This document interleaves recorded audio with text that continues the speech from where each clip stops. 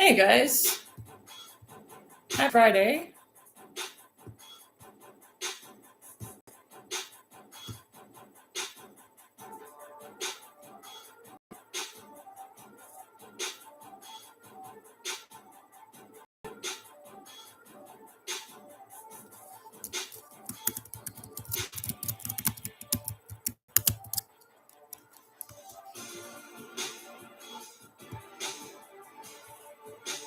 Just getting my post put up.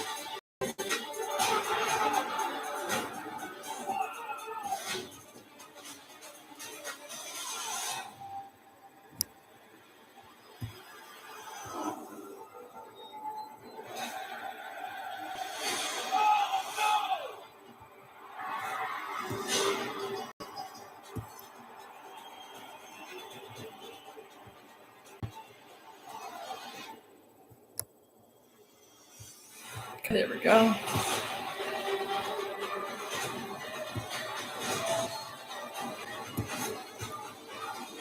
Oakley dokley.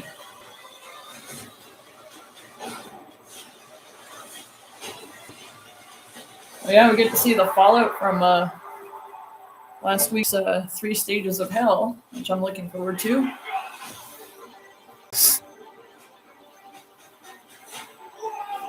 Wearing my Shimak shirt. His birthday was yesterday, but also wearing a sweater because I'm freezing.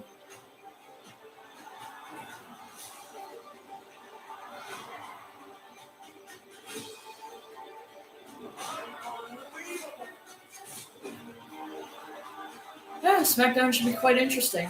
And they're overseas, so hence why it's starting early. Oh.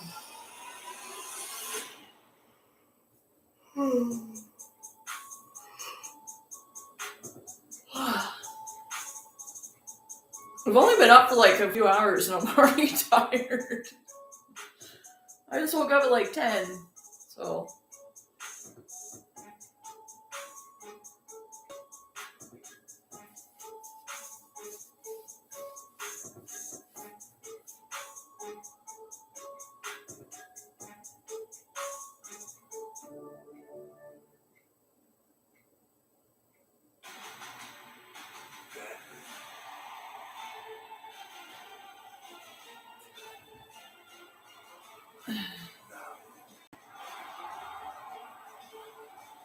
And they're in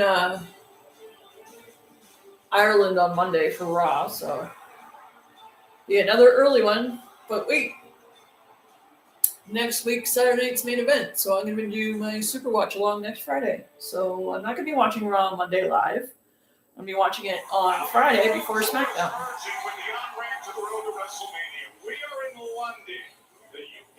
When they're in Canada for SmackDown next Friday, so it'll be normal time. Yes. Right next to London's main stadium that has shaped global sports for generations. We're at the venerable, long-standing Wembley Arena. It is home to Friday Night Smackdown tonight. And Randy Orton has made his intentions clear. 2026 is about a Piper's strike at the top. He's here in London determined to draw closer to his target. Randy Orton versus The Miz, okay. In a fatal four-way for the number one contender to the undisputed championship, and it's The Miz who stands in Orton's way. Orton versus The Miz to advance. Also looking for a spot that number one contender's fatal four-way is Damian Priest. He goes from his epic ambulance match of recent weeks to now a brutal matchup. He's up against the dangerous soul of Samoa. You see the MFTs, the leader of the MFTs, is out to play his spot for the big prize. And nearly 6 years away from WWE, and now Matt Cardona. Yay, Matt. He let it be known that this phase of his career has only big plans. Well, tonight they include the brash, bold, rising star, Rick Williams. Cardona versus Williams in the number one contenders fatal four-way qualifying match. And the last time Ilya Dragunov was in the same was an top closeout for the U.S. Championship. Oh, versus Sammy. That should be interesting. That's going to be a freaking hell of a match.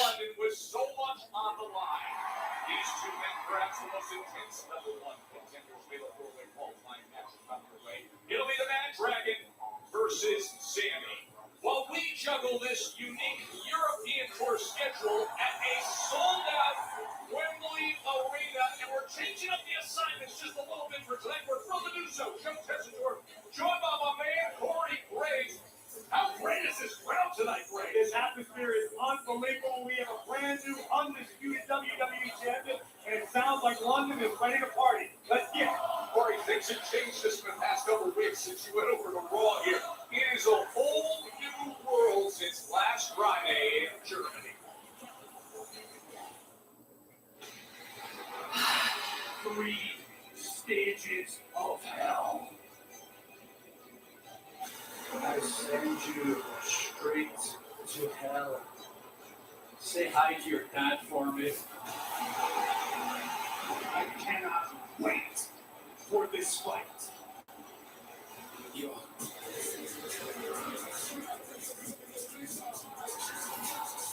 This rivalry isn't over. But it is nice seeing Drew with the title, especially in his home country. So he got to go to Scotland with the title in non-COVID times, so that was cool.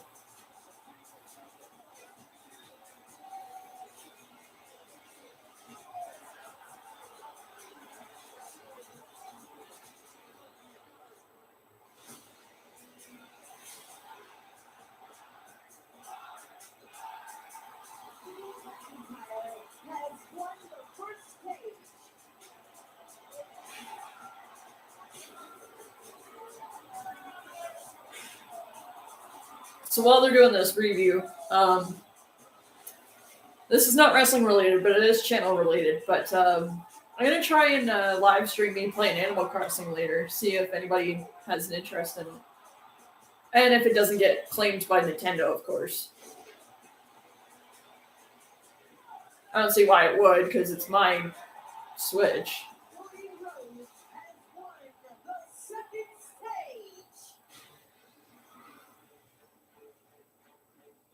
Because I want to show you guys some of the new update for those of you that haven't seen it yet.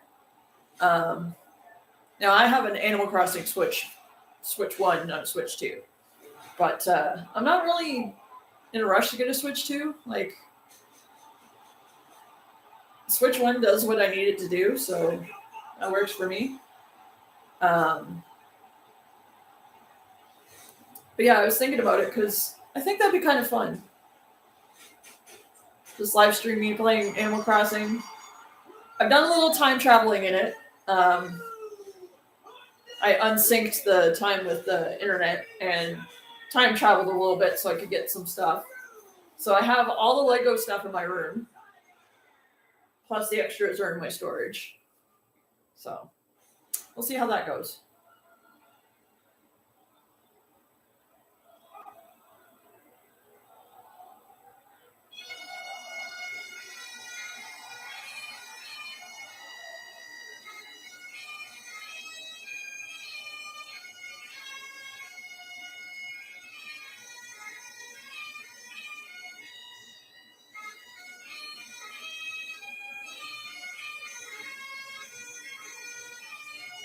I love bagpipes, man. Always.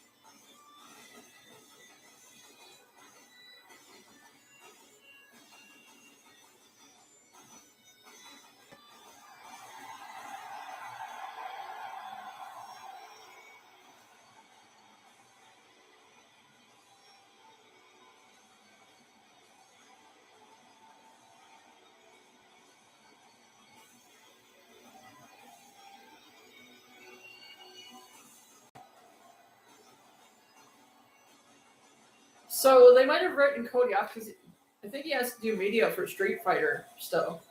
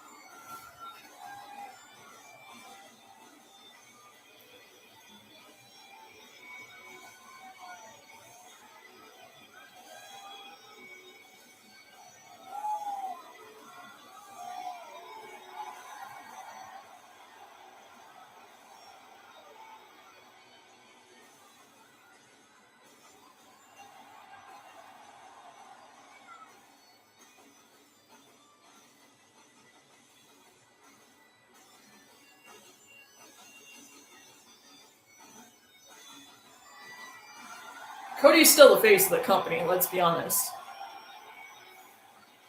Like, he's still the face of the company.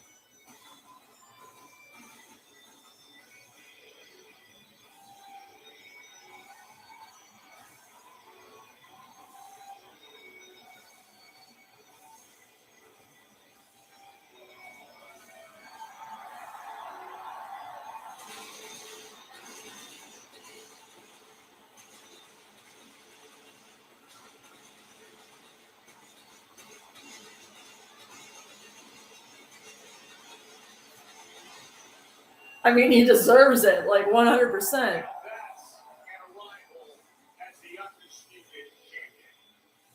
Drew McIntyre's ascent. I think Cody still got more pyro. But this morning, McIntyre looked in the mirror and could say to himself, with all honesty, it was all worth it. And you can see that on his face. And he's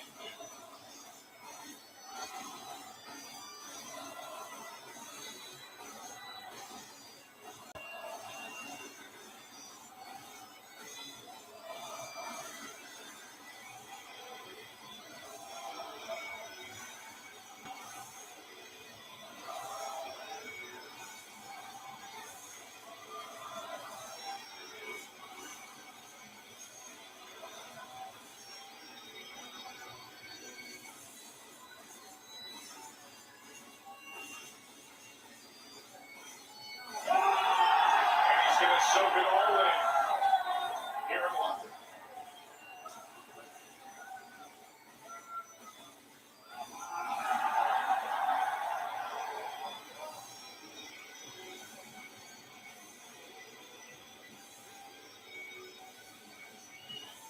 I mean, they got to fill 3 hours, so.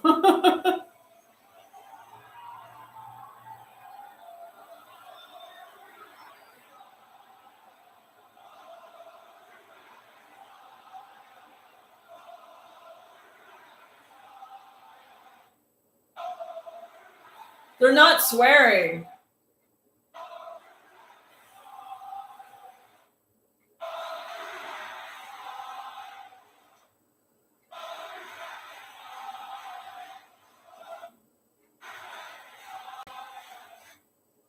They're not swearing.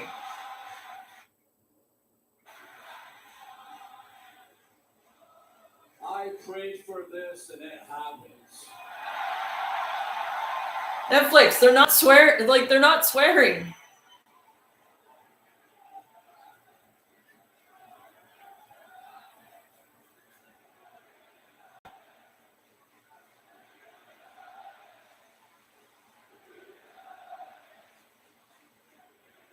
That's hilarious that Netflix, but they were swearing, so they bleeped it out. I know it's been a rough few years in UK here, but if there's somebody that can bring us together as our undisputed WWE champion, as the first and only ever British WWE champion, Drew McIntyre.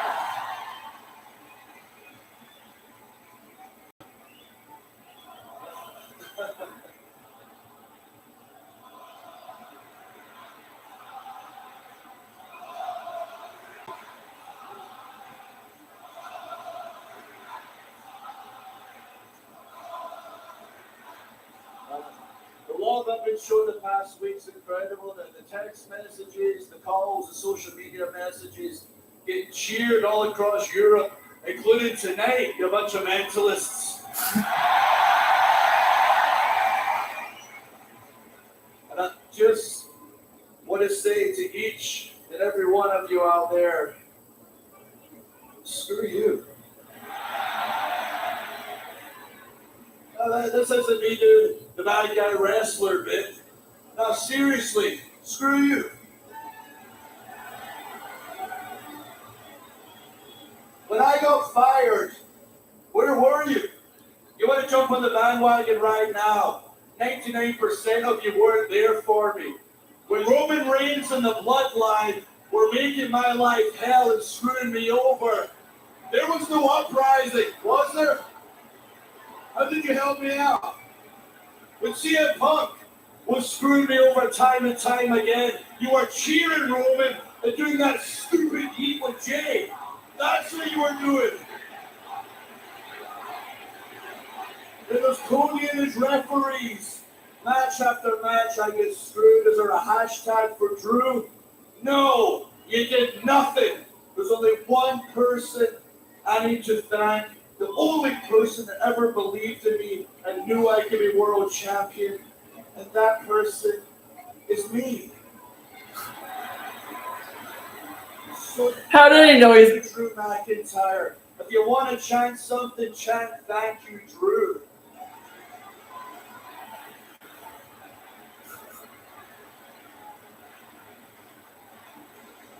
There's one person I need to address, though. The former. Oh, that feels good. Cody, I know you're backstage, and I know it cuts like a knife every time I say this. Former. now they're gonna start swearing, and now Netflix can censor it. Cody Rhodes. Or are they gonna start chanting Cody Rhodes? That's right, former champion Cody Rhodes. Cody, I know your crack team are trying to figure out a title match. I'm going to save you the time before our match, 3 Stages of Hell. I had all this add a clause into the contract. Since 90% of Americans can't read, I'll tell you what it is. Cody, there will be no rematch. You have to start at the bottom. You have to work your way back up. The vanilla QB1 era is over, and the unpredictable Drew McIntyre era begins tonight.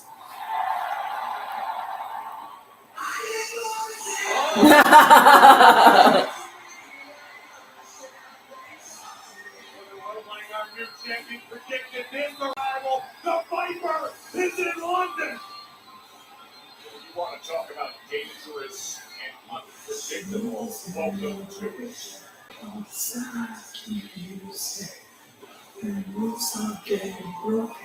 This came on while I was doing my laps because I was walking around a couple blocks yesterday, and I was singing right along to it. I do not care.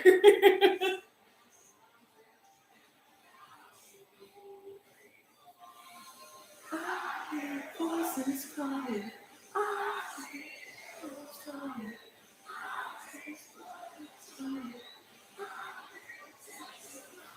I hear voices in my head, they constantly, they understand, they talk to me.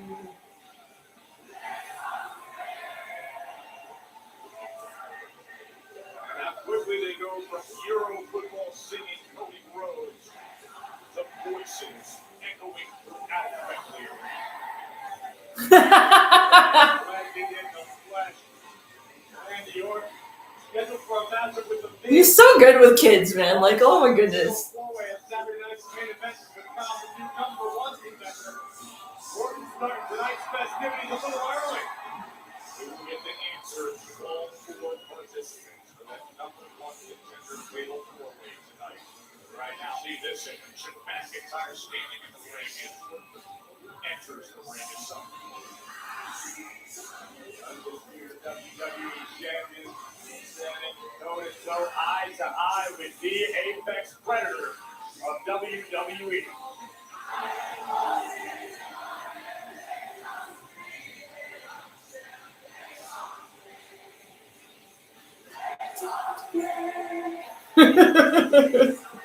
So much fun.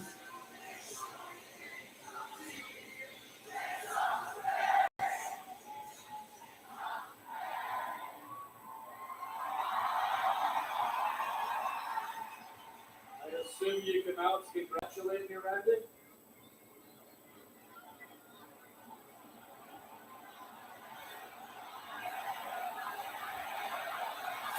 True. I think you and all of these people in London know that we do not like each other one bit. So no, Drew, I am not out here to congratulate you. I'm out here to remind you. A few months ago, you had the opportunity to kick my head through that announce table and you declined. So...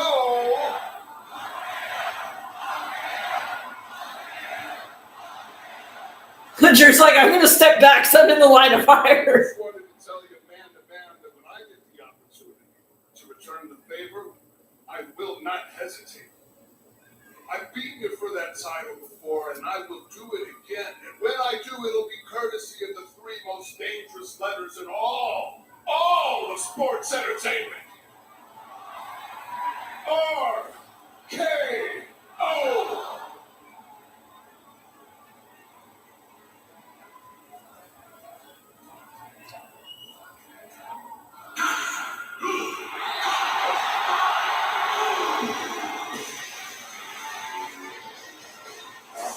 Joe.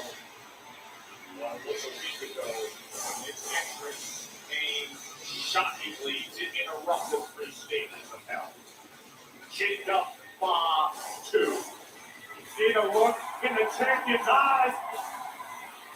The werewolf is in London. Randy's like, I'm out.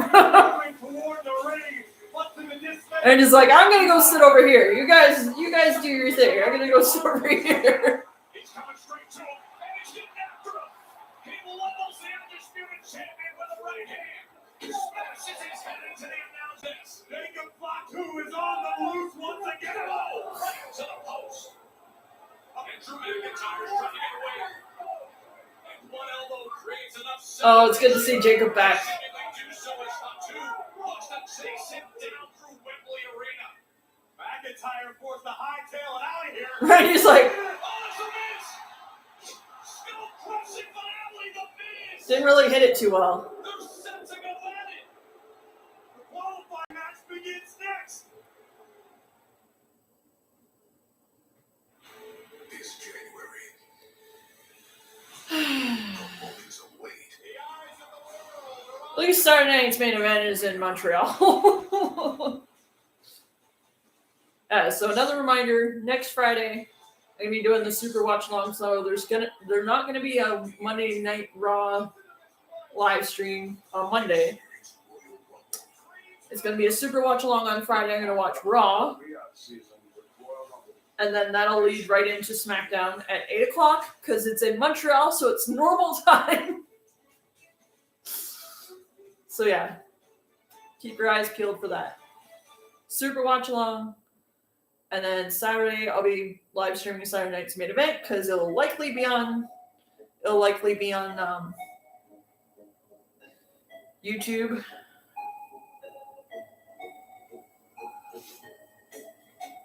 And I've had a few people reach out to me and say, "Hey, why don't you show the shows or anything while you're live streaming them?" Because no, like, people get their accounts removed for that, and I'm not going to be one of those that do that. So I try and keep the volume high enough so you can still hear it, but even then, it's tricky because I have to worry about copyright claims of like any of the songs that they use. Though most of them are pretty cool about it, so I gotta acknowledge that. But yeah, Smackdown tonight, and then Super Watchalong next Friday, Raw, which should lead right into Smackdown. Now, I think I'm gonna schedule the stream on Wednesday for Friday, because that way I can calculate. Because it depends on how late Raw goes on Monday. Because if it goes the full 3 hours, then I gotta account for that when I do the Super Watchalong on the Friday. So.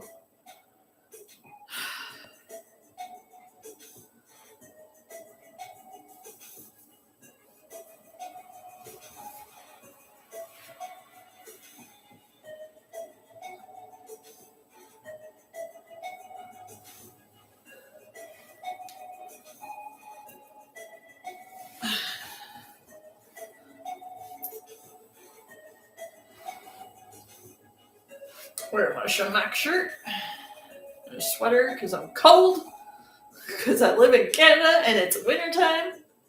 It is cold.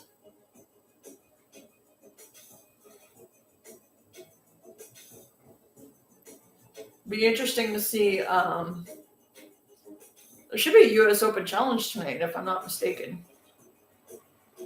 But Miz versus Randy, okay.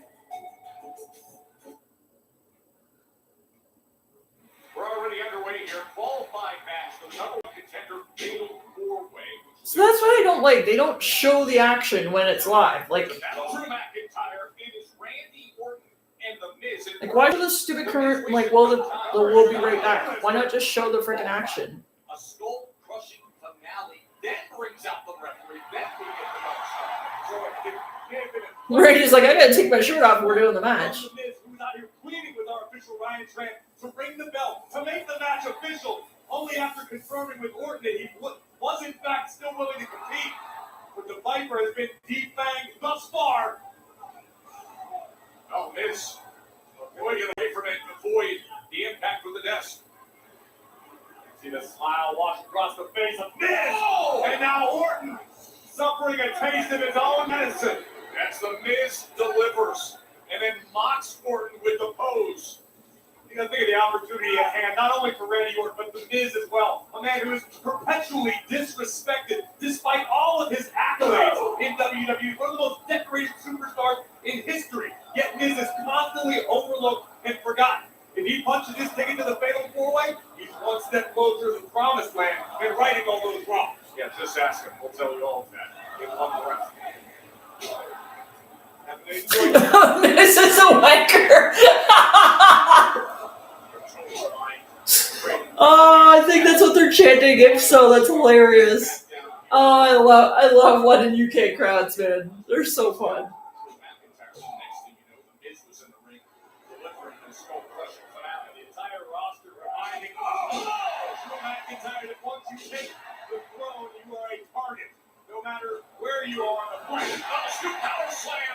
And technically, wanker's not a swear word, so Netflix can censor it. Oh, man. I thought that's what I heard. I heard, oh, Mrs. Wanker. Oh, I thought I heard that. I hope I was accurate in that. Look out. We're aware of this, by the way. But now, he gets the real deal on the announce desk. Joe, I don't think Randy's finished yet. Not with that look. And this is going to pay the price. Oh! Oh!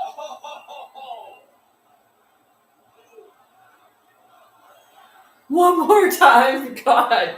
Well, London, you're being greedy. One more time is the call for the crowd. Oh, the Viper is having to deliver. Break up the count. Good job.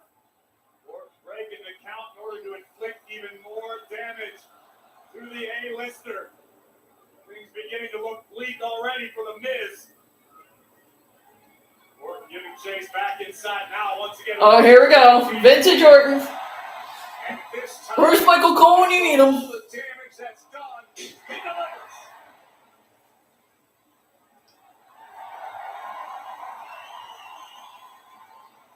God, he looks good for his age, man. I love how they tried to give him his weight, like, I think it was last year or the year before, and he's like, no, boy's been eating. And here one, they're ready to roar for the three most destructive letters. Still not a good landing. Right shoulder gets up. With just a moment to spare from Randy Orton. That can be a heartbreaker if you're the Miz. When you've landed not one, but two of your best shots in the form of skull-crushing finales, and Orton still survives. That begins to creep into your mind. This is where the Miz needs to be relentless. Going for it again, Corey. Sensation coming that time. Orton there looking for a quick one. 2 minutes. There we go.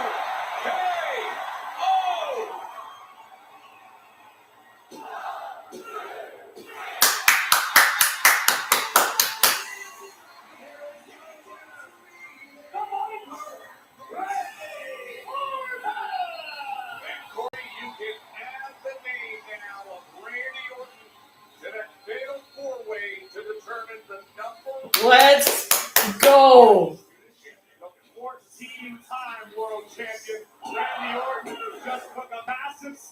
It's so weird that he's only held it 14 times.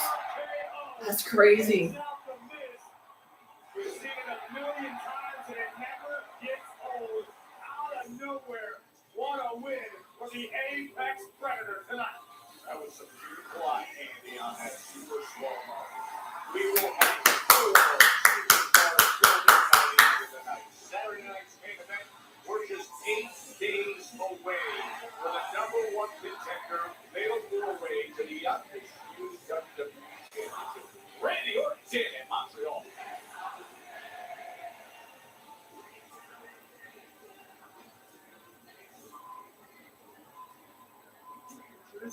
Oh, what? It's actually the first time that we are talking. It's kind of nice. I see you obviously have some problems in the back of your head, so let me get one thing straight. Tonight, I will be Sami Zayn, and I will step one step closer to that.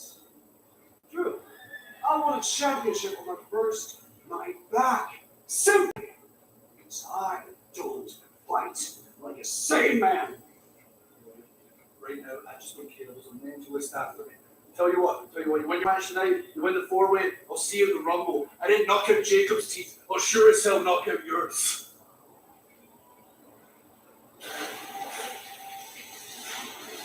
When we return to Smackdown, where are things now? Oh, they're going to go over this stupid MFT thing again. When the lantern left in the hands of Solo Sikoa. That's next. I think they're trying too hard with the MFTs. Like you own the air.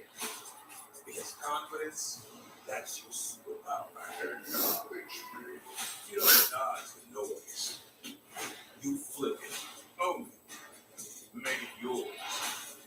Walk in live, walk out legendary.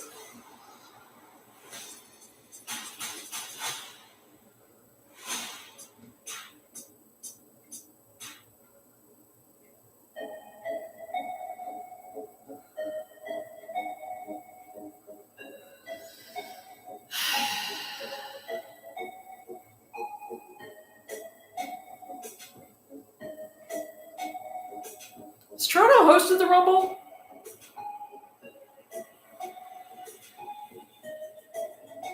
No. They've hosted SummerSlam. They've hosted Survivor Series more than once. They've hosted WrestleMania twice. I don't think they've hosted a Royal Rumble. That'd be kind of neat if they hosted it. If we could have like a Toronto Royal Rumble. Oh, God, that would be amazing.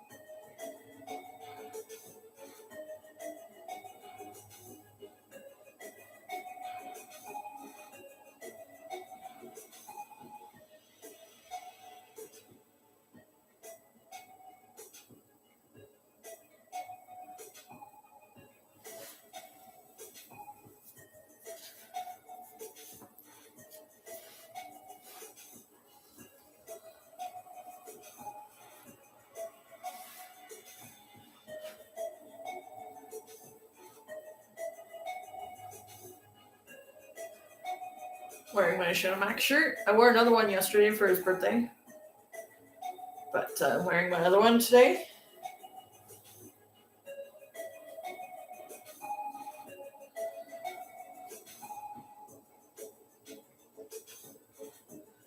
Okay, can we go back to the event now?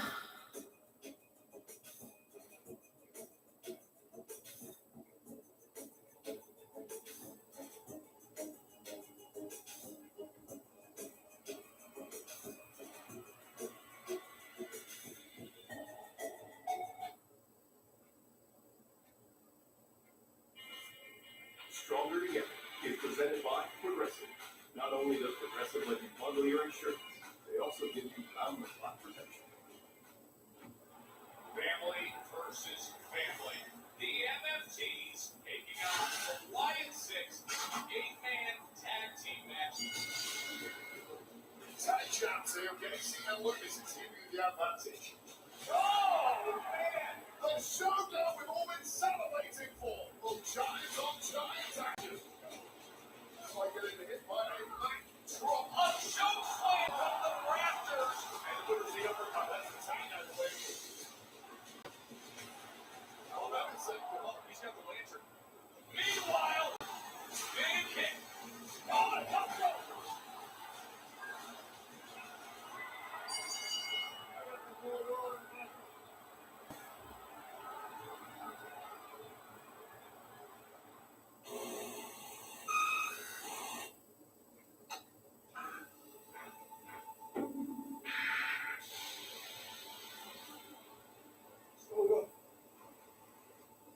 you think you stole our light,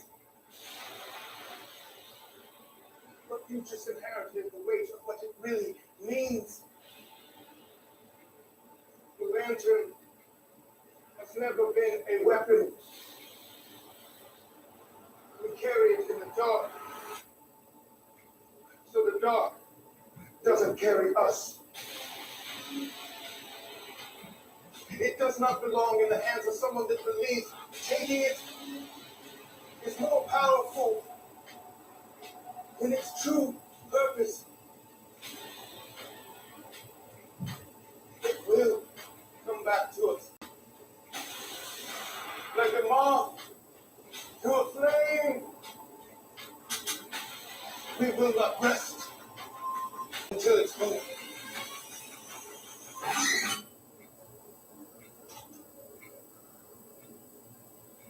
Joe, I'm not entirely certain that Solo and the MFTs understand the kind of power they're playing. With the line that they may have crossed, it could have affected play. Yeah, I refer to it as the spiritual beacon that lance right there. Let's turn our attention to the fiercely competitive women's tag team division. Corey, last week, Nia Jax lashed legs again. Let it be known they will stop at nothing.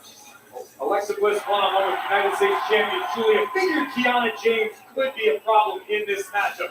The DDT to the champion Alexa would then turn turn her attention to the business associate of Julia with a right hand. What Alexa didn't account for was the potential of Lash legend and Nia Jax getting involved. And Northern Lights bomb from Julia, picking up the W, but things would go from bad for Mid-Swift to even worse at the hands of two of the most powerful superstars in WWE, Nia Jax and Lash legend, who would lay waste to Alexa with an annihilator.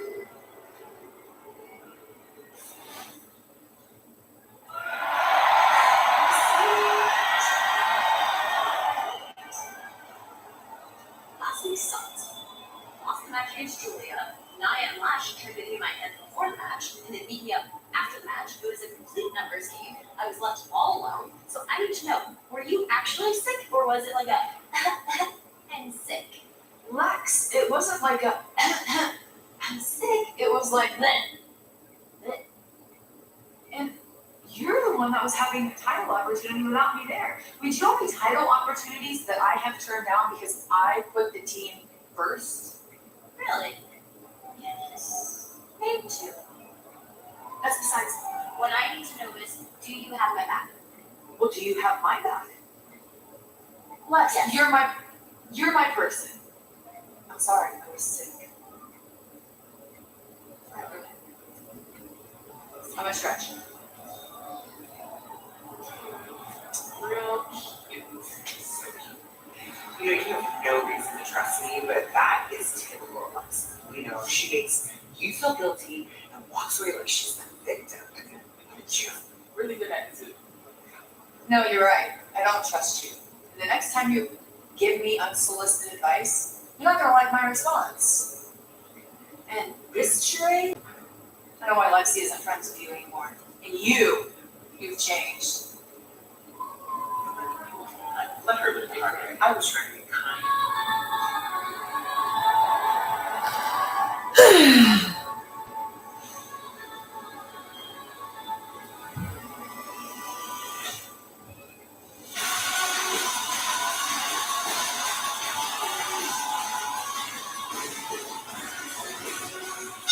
The following tag team contest is scheduled for one fall. Introducing first, the Undertaker, and the Women's United States Champion, Julia. United States Champion. Chief Advisor Gavin James is now to Alexa Bliss with her bestie back by her side. Charlotte Bliss and the Queen, Charlotte Flair. Next. Oh, start using that name. Alexa, keep a light for her.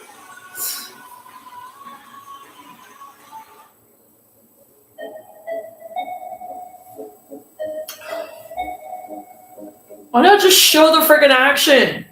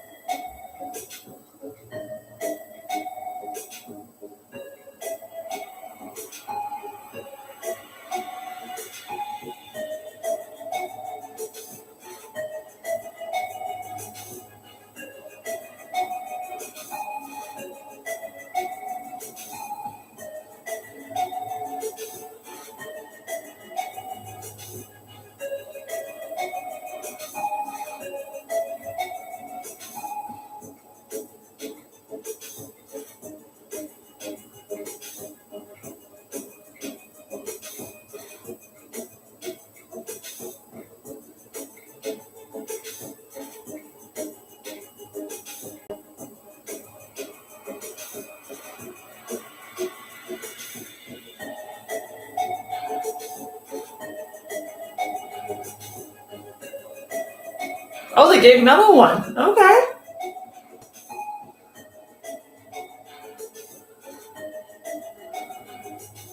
Candace.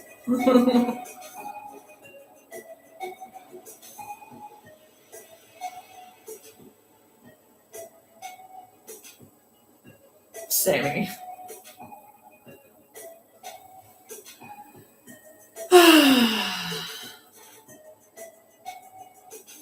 Chelsea. Well, that means you're going to have to give Matt one, too.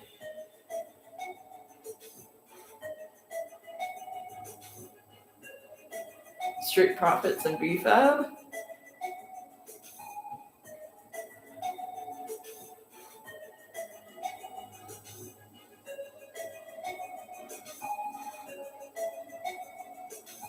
Roman.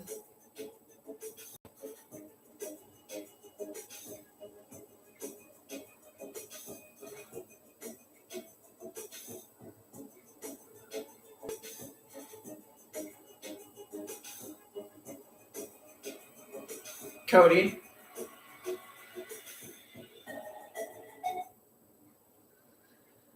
Now there's Big Ben, Westminster area of 140 miles west out in Wembley. Of course, the big stadium just outside Munich.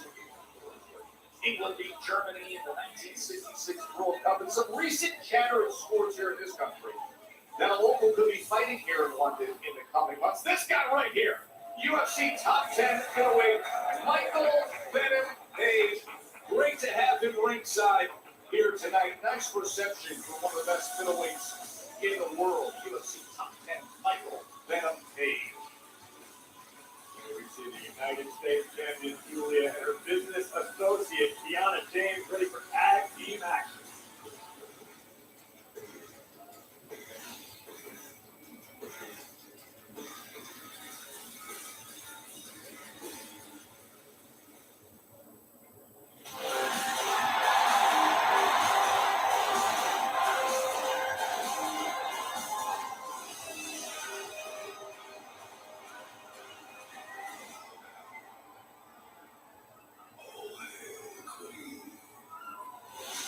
Awesome reception for one of the greatest of all time.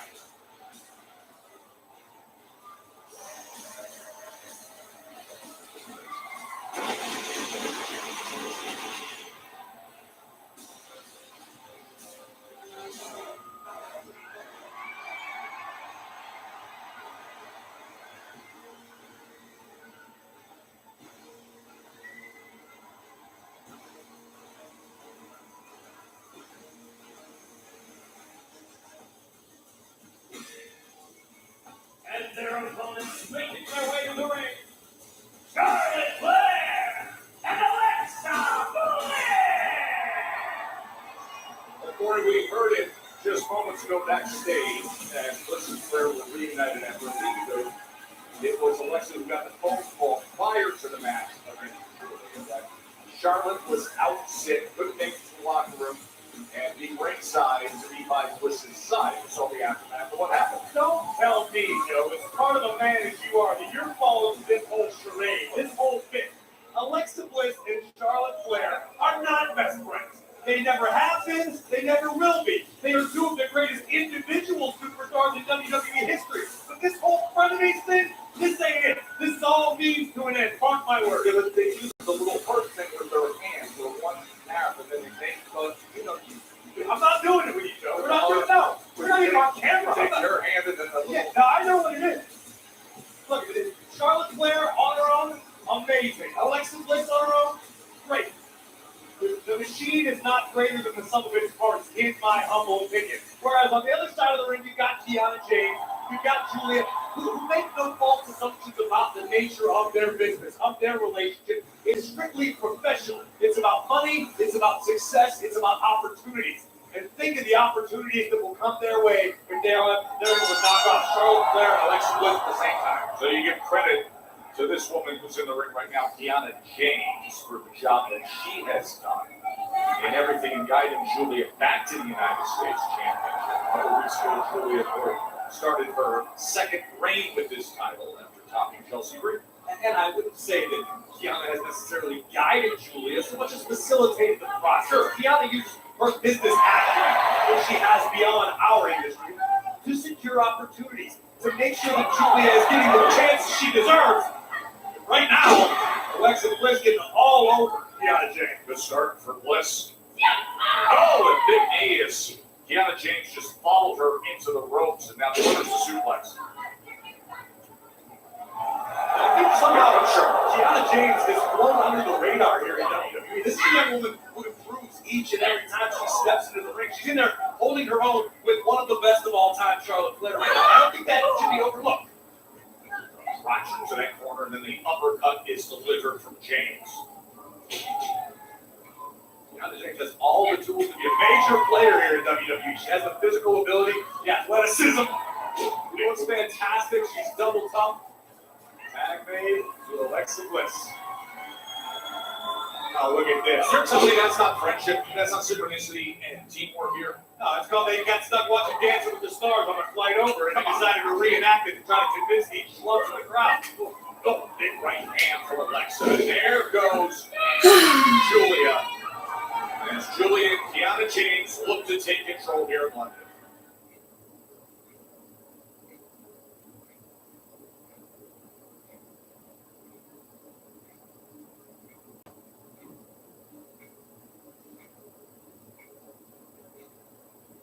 Really? Beautiful Madness now taking control. This They do that so they can edit it later, but it's still so annoying. Part of town right now, Bill. Two-time Women's United States champion is Julia. Mentioned a couple weeks into her second reign, before she had the success at NXT, before coming here to SmackDown. That's Chelsea Green. Now Kiana James. A spotlight moment for Kiana James being this tag team. See what she can do. If you're on the roster and you see your name across some of the status on a show, Flair or Alexa Bliss, it's exciting. You realize it's an opportunity. Even though you may not be the featured name on the marquee in that instance, it's a chance to prove that you belong. You can hang with the best of the best. And you may be better than the best of the best. 14-time world champion in Charlotte Flair, 5-time world champion, future Hall of Famers. They're getting ready, pulling back on the nostrils that time of Alexa Bliss. That compromised position as her back was arching against the rope. As you can see, Charlotte trying to come to her aid, but with the referee turn.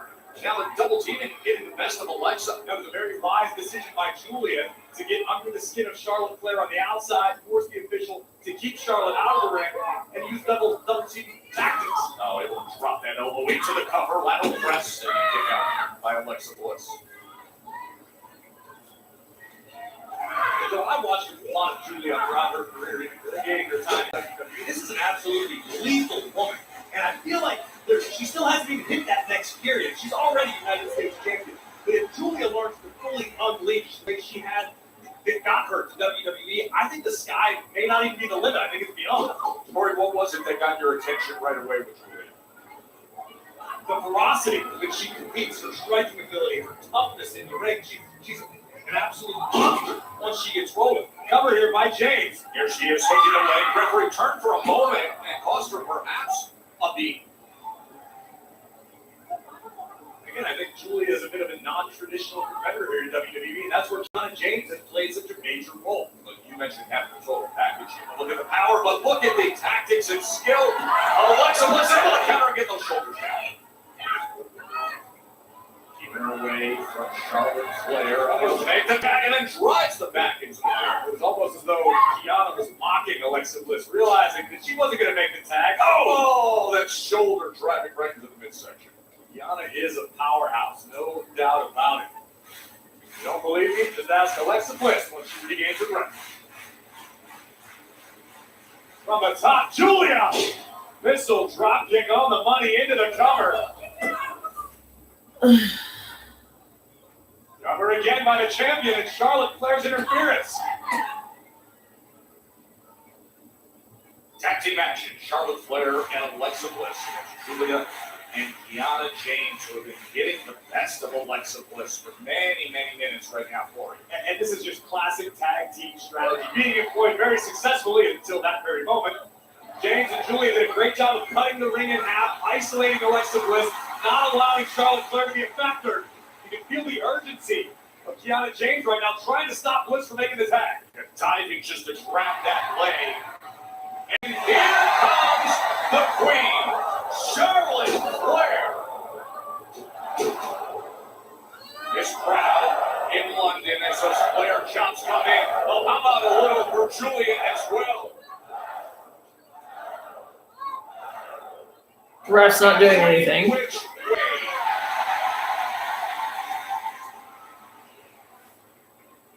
Flair. Oh, that block on her. Clothesline delivered.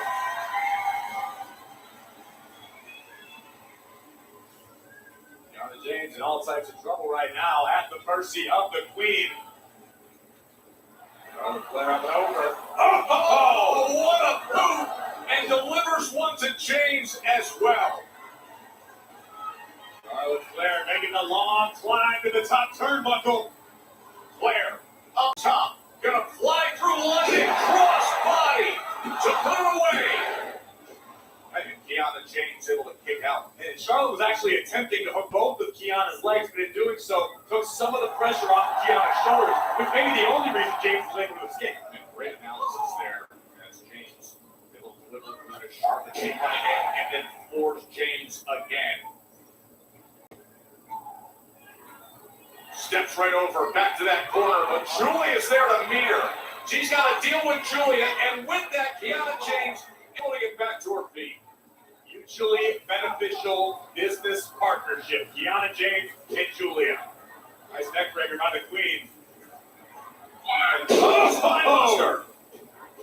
Kiana James showing something against the 14-time world champion. Now here comes Beautiful Madness. Okay, the leg, look at the winner right here, and the save from Bliss. Julia with that Deriva Derchi knee right on the temple of Charlotte Flair. Bliss has re-entered the fray. And she gets pulled out of the ring by Kiana James. So it's all Julia looking to take control against Flair. Oh, the aggression behind these kicks. This is what I was talking about, Joe. When Julia steps on the gas pedal, she is downright dangerous. Charles up with a huge right hand. Oh, and Julia delivers on the back end. Back and forth they go.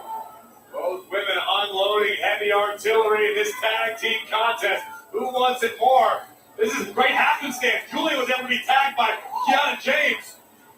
Kiana James, now the legal partner. Oh, Alexa Bliss is there! Alexa Bliss! Sister Abigail, DDT is delivered to put her away. Nice. Love Sister Abigail. It's a great finisher. That Sister Abigail came out of nowhere. Split second. It was great ring awareness, situational awareness by Alexa Bliss. Look at it. It's Jax. It's Legend. Last Legend just floors Bliss. And now it's 2-on-1 surrounding Charlotte Flair. I don't care how many world championships you've won, you do not want to be outnumbered by Nia Jax and the bougie bully Lash Legend. They gave the warning backstage. They attacked a week ago as well. Oh, there's Julia, center of the ring.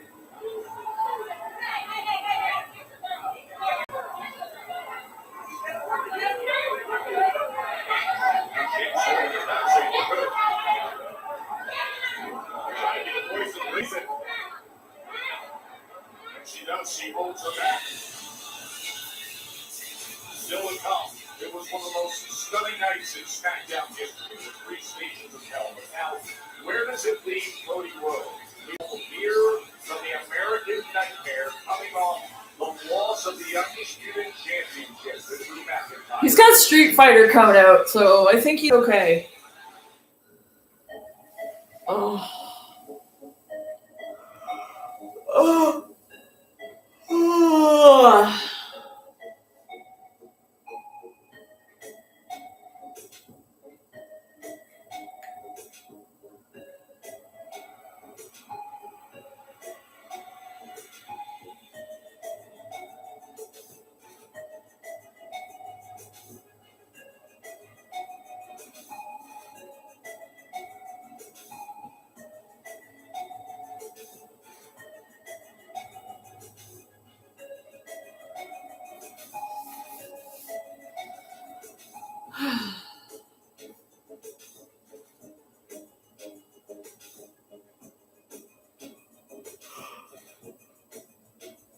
We're only an hour in. Jeez.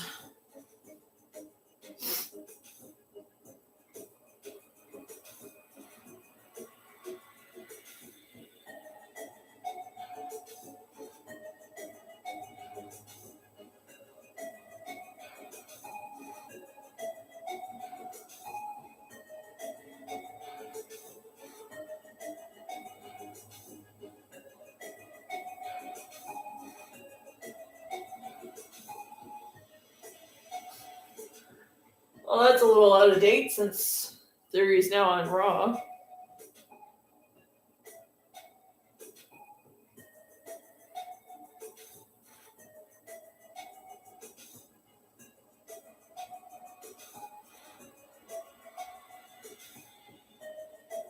They still show The Rock? Okay.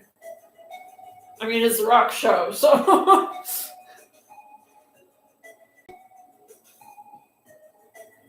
See, I could have sworn Roman was on Raw, not SmackDown.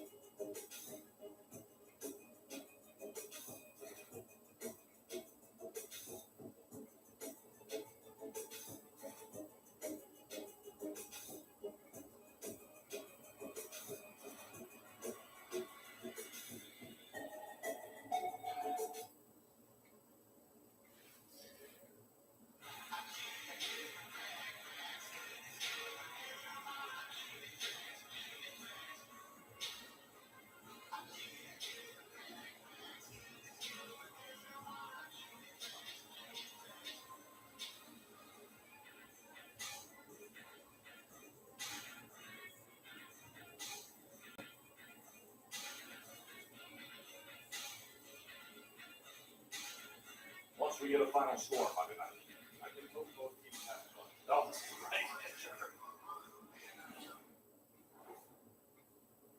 Bo, you're absolutely right. This is just more than Atlanta. Hello from I Canada. see the millions of fireflies across the world. And they are now in my possession. Their legacy is in my hands. And if you want this last, Yeah, we're only an hour in, though. We have 3 hours. those tag team titles on the line. But that's just the beginning. Though I think most of the past hour has been commercials. All the gold. But until then, I'm going to take real good care of this. And he is going to be with me when I tell Daily Priest. So over Solo Sikoa. WWE undisputed title to the family.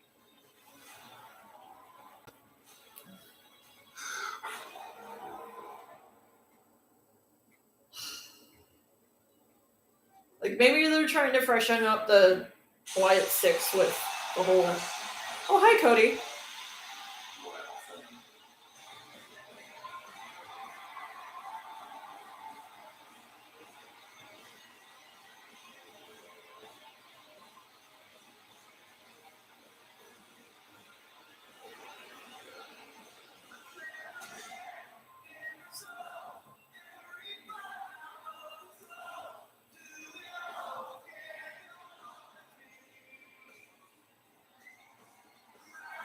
It is so weird not seeing him without the title. That is so weird.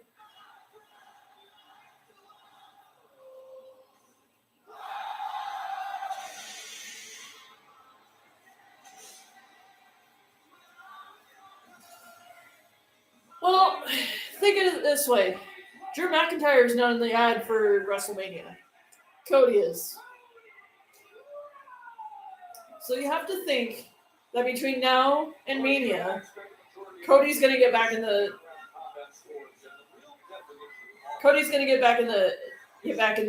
swing of things. And it won't be a rematch because he'll genuinely earn it. I would love to see him go 3 straight Rumbles. That would be fucking awesome. But I could see him winning Chamber too. Especially after what happened in the Chamber last year. He got kicked in the balls by John Cena last year, so.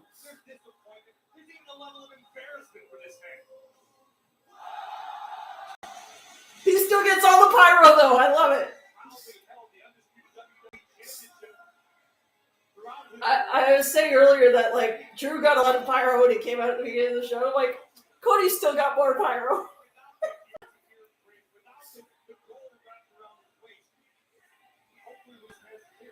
Dude, WWE without John Cena is so freaking weird. It's so weird. But they gotta start announcing Hall of Famers soon. Stephanie's the first one. I'm so happy Stephanie's going in. I'd love to see her brother go in, but London, what do you want to talk about? He's gonna do the thing.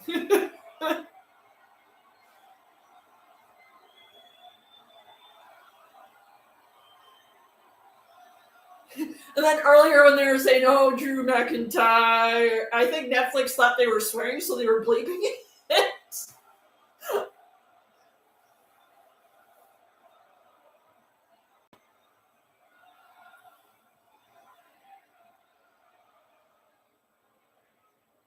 Oh, love me some Cody.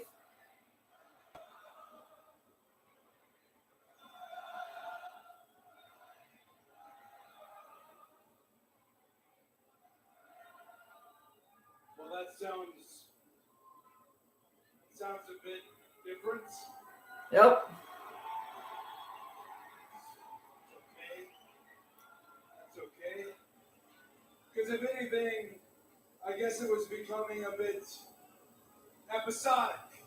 I would come out here, I would tap my fist 3 times. We'd all say, "Whoa." I'd walk into the ring, WWE champion, and I'd ask you, "What do you want to talk about?" He did the thing.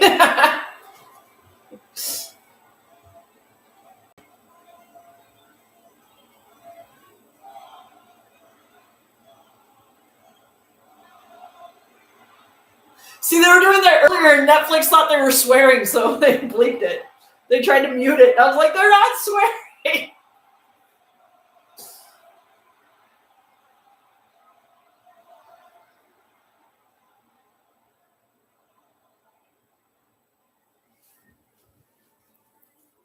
Don't worry, we're going to discuss the WWE champion, Drew McIntyre. Oh, come on. How epic would it be for Cody to be the first person to win it 3 times in a row? Like, there's been a few that have done it back-to-back twice. But back-to-back 3 times, nobody's done it. What do you want to talk about was always the first thing I said. It was quite simple. I wasn't just the company's champion. I was your champion. I didn't want you guys... Oh, are we getting a Cody heel tone right now? I didn't want you guys to be spectators. I wanted you guys to be... Make him say,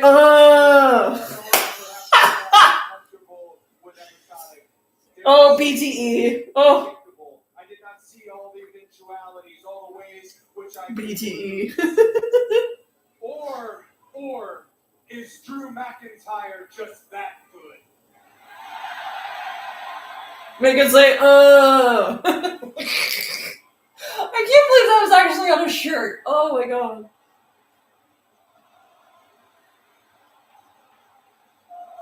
Dude in the kilt. Nice.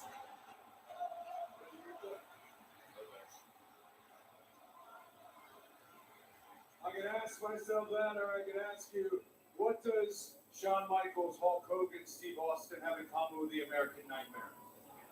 It's simple. Back-to-back Rumbles. The only ones who ever went back-to-back. Yes! And only one of those things ever won it for a 3rd time. That's because it's a hell of a feat, almost an impossible feat.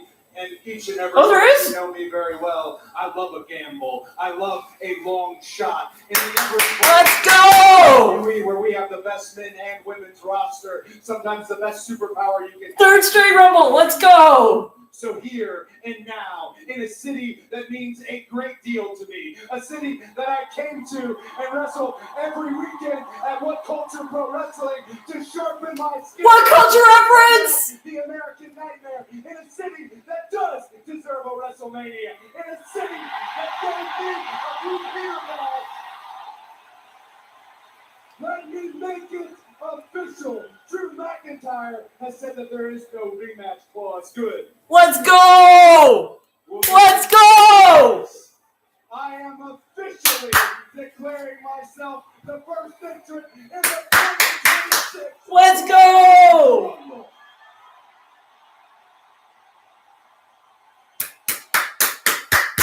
Let's go! 3 straight! London, what do you want to talk about?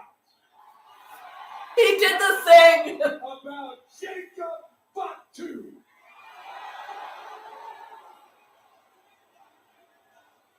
I met Jacob Fatu backstage APW. I knew he's the thoroughbred. I watched Jacob Fatu wrestle Solo Sikoa, and I knew he was on the come up. Jacob Fatu is a young veteran in our industry. But as a young veteran, I am aware, I'm absolutely positive he knows what the word receipt means. Oh, shit. Jacob Fatu, you have the biggest receipt I have ever handed out coming to you. You can drive, you're all... Oh, God, if he doesn't want from number 1, I'm gonna lose my mind. Or, Jacob, I can come and find it and beat the brakes off your ass. Headlines made So both of them have an issue with Jacob. by Cody Rhodes. Number 1, he wants to gamble and his bet is Drew has an issue, and Cody has an issue. That's awesome. Oh, yes! 3 straight Rumbles. Let's go, Cody. The What Culture reference, though. Yes. The What Culture Pro Wrestling reference. Yes.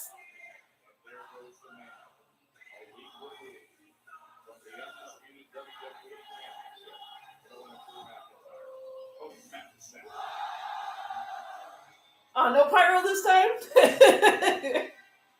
Oh, I remember that one Monday Night Raw. He got pissed because he didn't get pyro. Speaking of that title picture, please welcome my guest, Matt Cardona. Moments away from a qualifying match against Trick Williams for an opportunity at Drew McIntyre's undisputed WWE Championship. Now, what would it mean to not only come back to WWE, but also win that title?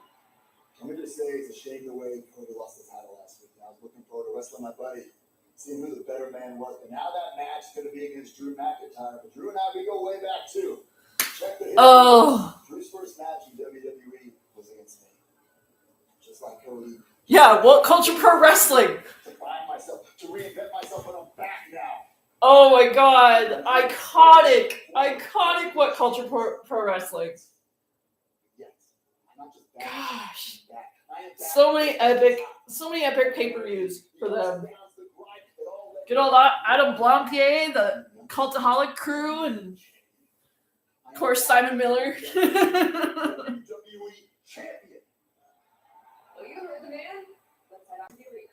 Kathy Kelly with Matt Cardona. Oh, here we go.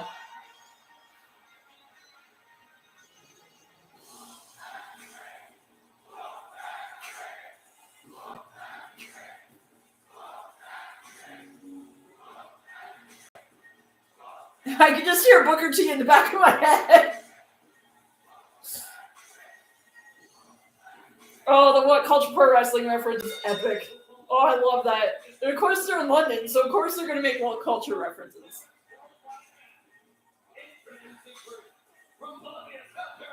Good old King Ross.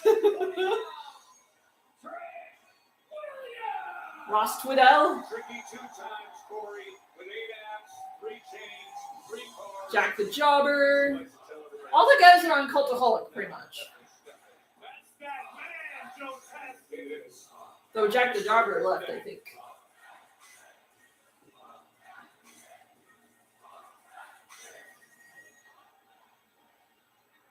Oh, it's so nice seeing Matt Cardona. See? This is what I'm talking about. Ew, why is Brock Lesnar in the ad for WrestleMania? Ew. WrestleMania Vegas. It's anyone's game. How is he? Oh, don't tell me. Oh. Please. Okay, keep him away from the Royal Rumble. Let him win the Chamber. I don't care. Just keep him away from the Rumble. I don't like Brock Lesnar. I used to, but I don't anymore.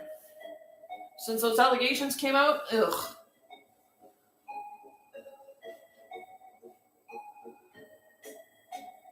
Like, he's just random in that ad. Like, he's not even on TV. Like, But then again, Roman hasn't been on TV and he's in the ad, so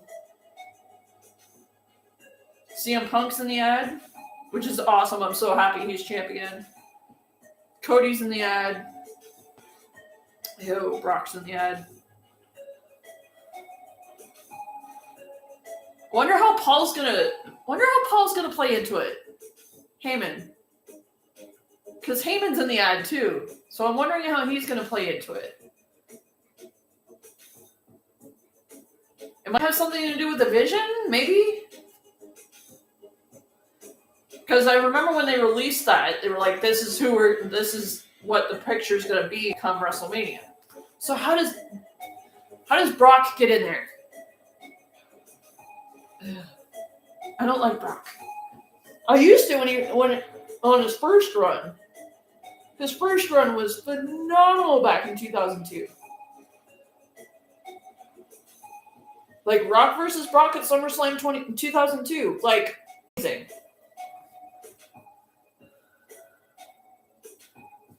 But then you look at the women's side, you got Charlotte, you got Tiffany, who hasn't been on TV in a month, Rhea, and Io. So I'm wondering if the women's has to do with women's tag titles. Because now that Rhea and Io are tag team champs, but Jade's also in that ad. I'm genuinely curious how they're going to work this. Oh, I'm so glad Saturday Night's main event is in Montreal next week. I'm so excited. I'm so excited. Oh, I'm even more excited because that means I don't have to watch Raw on Monday because I can watch it on Friday and do a super watch-along.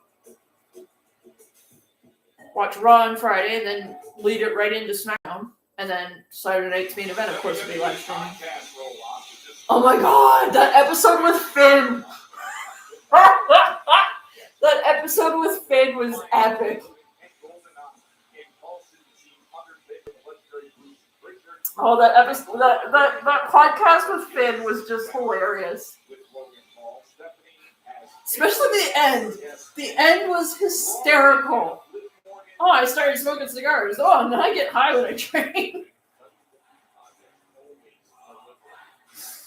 Oh, God. Finn and Cody was just a great conversation. You know why? Because Trick Williams is a star. In every sense of the word, this man could be the future sooner than later. Hollywood Trick Williams. The brash and bold entrance to SmackDown. Athletic, free, and Always ready. So happy for him. I wonder what Kevin Owens has to say about Matt Cardona being back in WWE. So if you watch the podcast with him and Cody, and he was like, for somebody that doesn't want to be signed by WWE, he sure talks about it a lot. Well, now he's back.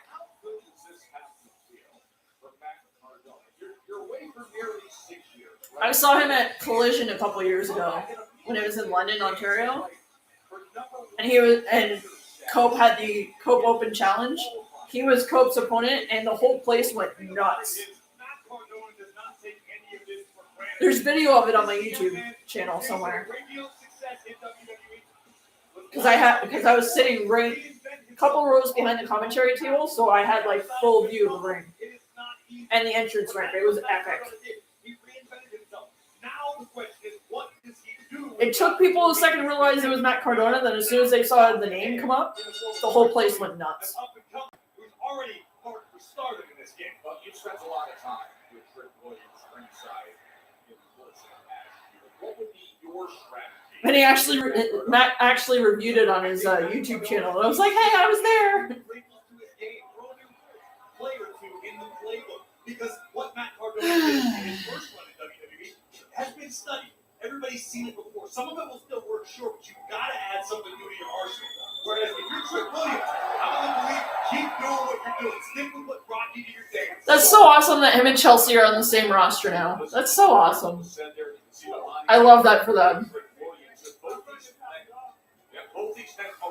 Matt and Chelsea are on the same freaking roster. That's awesome. And you're absolutely right. Trick Williams Cardona and everybody else for that matter is trying to leech off of his spot. Oh, they got Little H as the ref. Yes. For Trick Williams.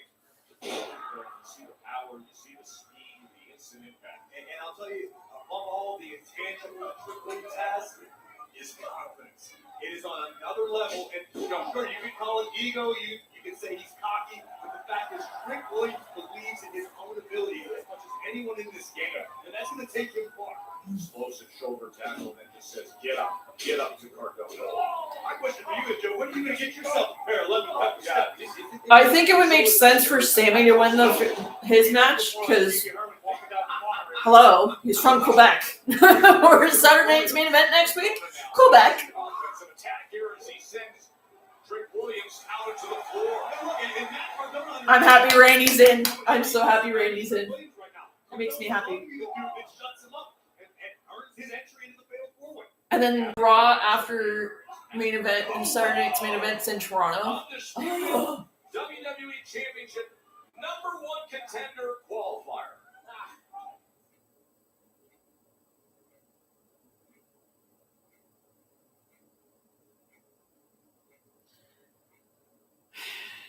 Are you actually going to show the match? Okay, you're actually going to show the match and not the stupid "we'll be right back" thing. But yeah, we could be seeing Cody go 3 straight Rumbles. Oh my God!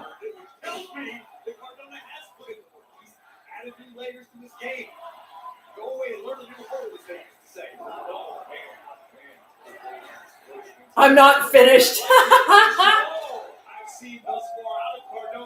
His tights always said "I'm always ready," and now they say "I'm not finished." That's awesome.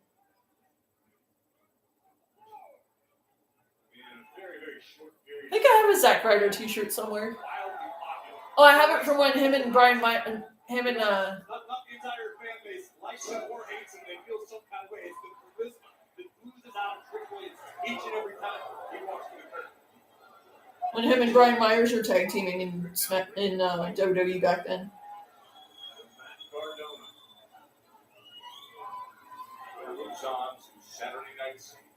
Also known as Curtis Hawkins.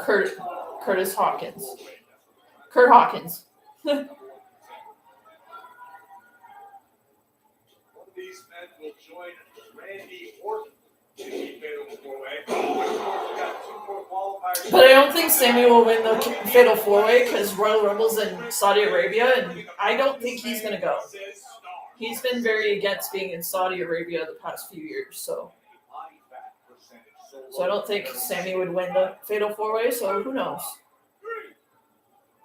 Just breaking before the 5 count there with the neck of Matt Cardona draped over the middle rope.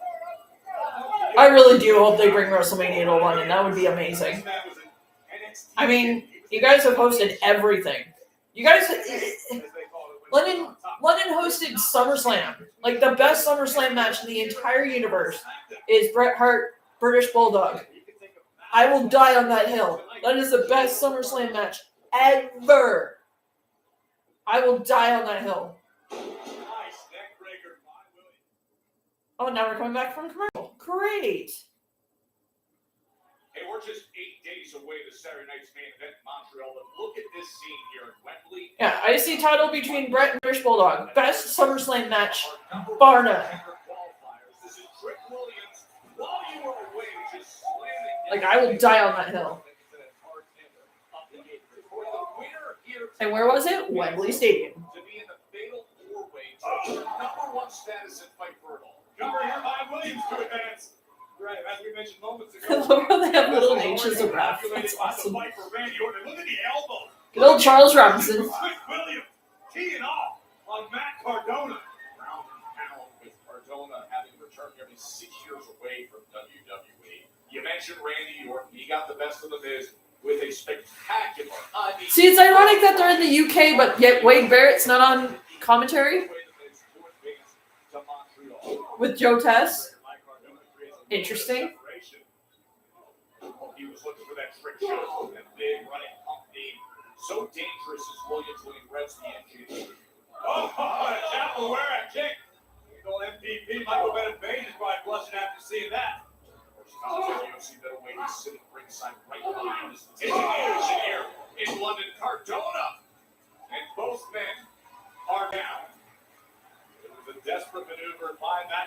At least the mat ads are down to a minimum. For the moment, which of these two men wants to advance more?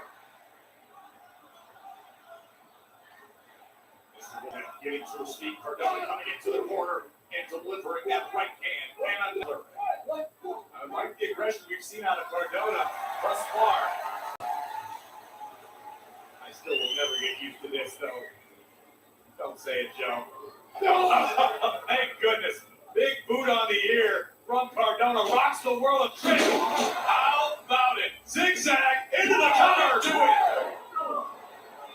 Gotta win it with a Rough Rider, man. Right shoulder up after the zigzag delivered by Matt Cardona. This is a moment where you're Matt Cardona, you're realizing how much the landscape has changed in WWE in your 6 years away. All of the competition from top to bottom has stepped up their game. It's a different game altogether. And one of the true rising stars, so look at Cardona. Quick to get into it. And one of the true rising stars is that opposite game. And athletically, one of the most dangerous of all in Trick Williams. In the deep water now of this qualifying match for the #1 contender in four-way. Smart. Trick Williams showing wisdom beyond his years. Oh no, there's Cardona as he delivers that boot right through the ropes, and Williams is leaning against the barrier now on the floor. Could Cardona gather all this momentum and advance and qualify for that fatal? Sorry, I'm like fully just plugged in here. Sorry. That'll do it. To advance. I don't want Brock anywhere near the Rumble. I want him in the chamber, not in the Rumble. Or if you're gonna have him in the Rumble, have Cody eliminate him, just to make me happy. That'll make me very happy. Or have a surprise entrant, have it be Shane O'Mac, then have Shane O'Mac throw him out. That'd be even better.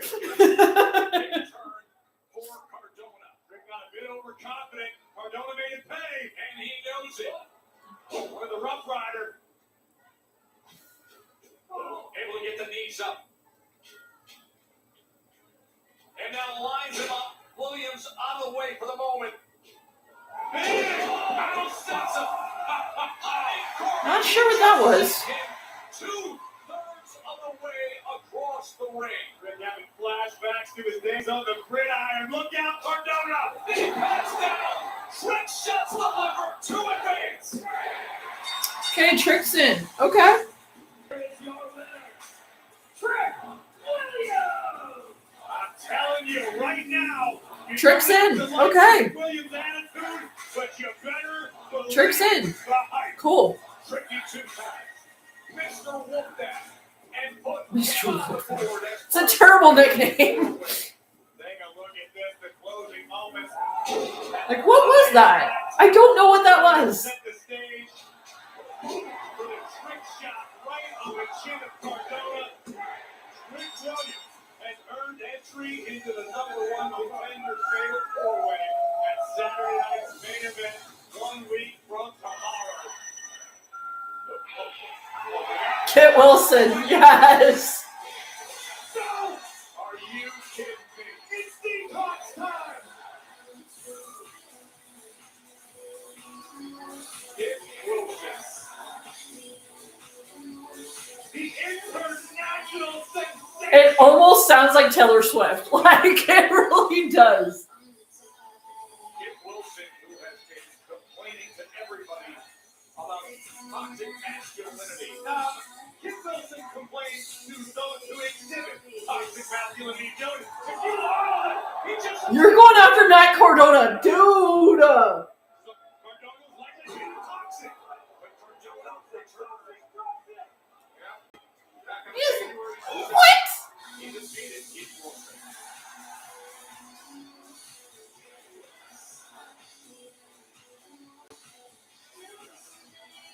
No, if Kit Wilson doesn't like you, maybe it's you're part of the problem. Maybe.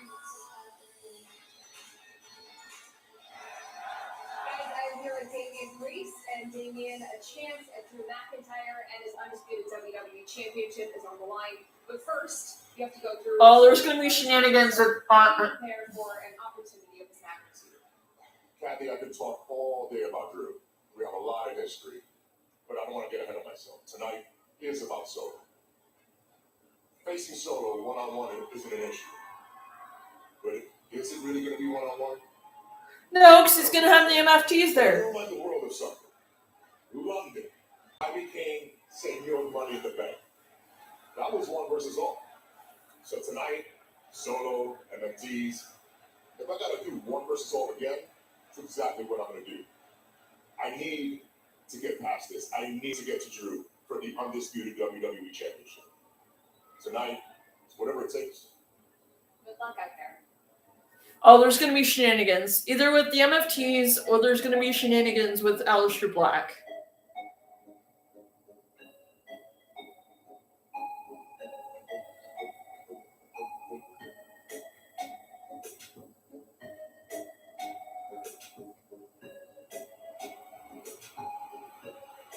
Ew. Yeah, they really gotta update these because Logan Paul's on Raw now. Usos, I think, are on Raw because they're the Raw Tag Team Champions.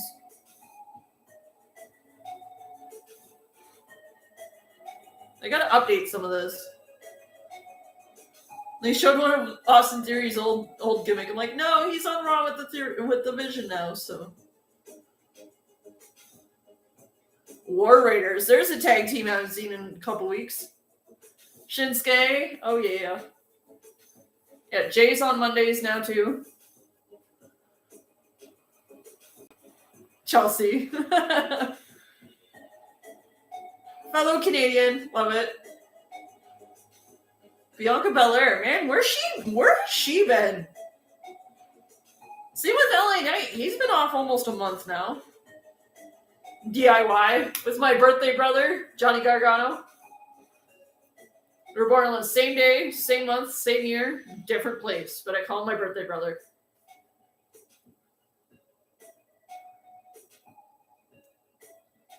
I actually want to get the DIY shirts, like the don't call my best friend a jackass and don't call me a jackass. I want to get those because I have a best friend that would wear the don't call me a jackass.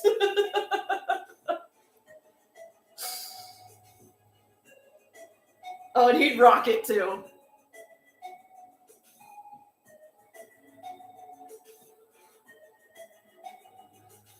So yeah, next Friday is a super watch along where I'm going to watch Raw. I don't know what time I'm going to start it because I'm going to line it up so that I can watch Raw and then SmackDown starts right after.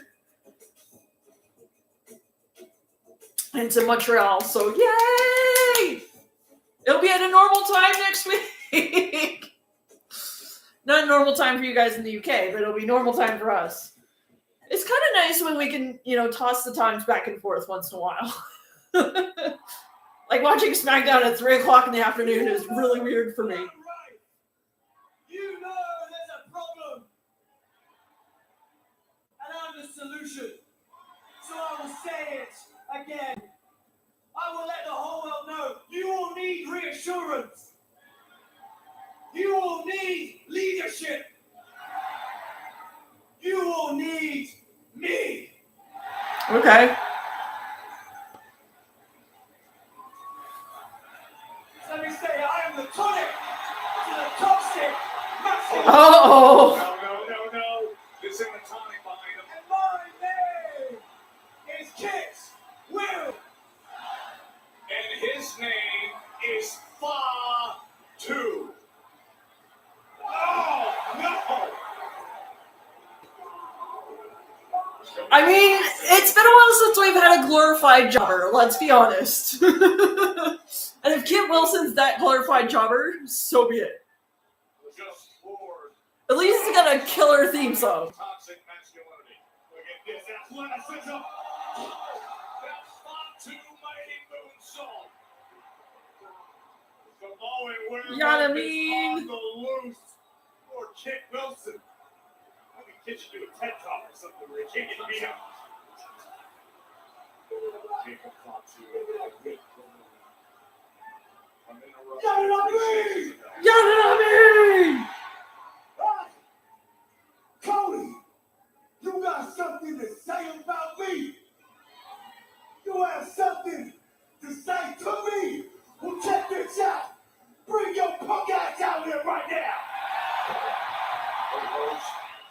Earlier tonight.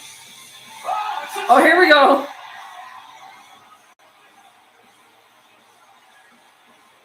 Rose is here and ready for Oh, he changed out of his suit. it's headed straight into the ring against And he's got new gear. That's why he changed, because he has new gear. center of the ring. Here they go. Rose looking to collect on the receipt. He promised Fatu earlier tonight. Thank God we got some security heading down here. You may need more than that to keep these two warriors away from one another. Are they going to go one-on-one in Montreal next week? That would be absolutely epic. His championship as Drew McIntyre earned it by exiting the steel cage. And now the American Nightmare is done. We got Unhinged Cody, and I'm here for it. Unhinged Cody, and I'm here for it. Introduce myself. My name is Thanks to the outfit. We got Unhinged Cody, and I am here for it. You can call me CEO of the OC. For me, the goal is always the climb. It will be the biggest urban free solo climb ever. And if it beats scared, it doesn't really matter. I am not watching that. No.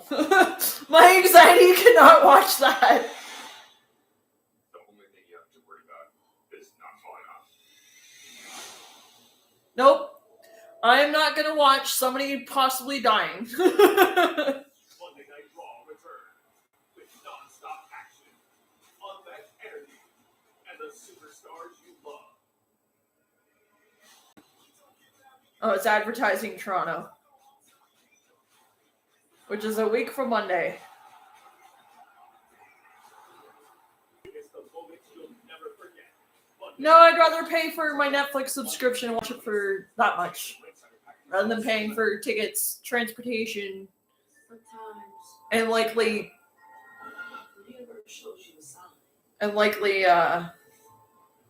accommodations, because we may not be able to get back the same day. So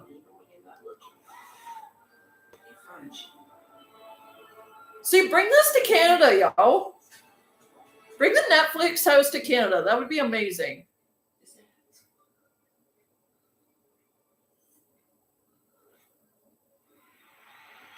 Star Search, the world's greatest talent competition. Oh, I have this reminder set, so I want to watch it. Britney Spears. The show that launched the greatest stars of our time is back. Live only on Netflix. The brand new Star Search, the next great star, will be discussed. Oh, they're bringing it back. Okay, I thought it was a documentary about it. I love how they ran out of ads, so they're just going to go back to this.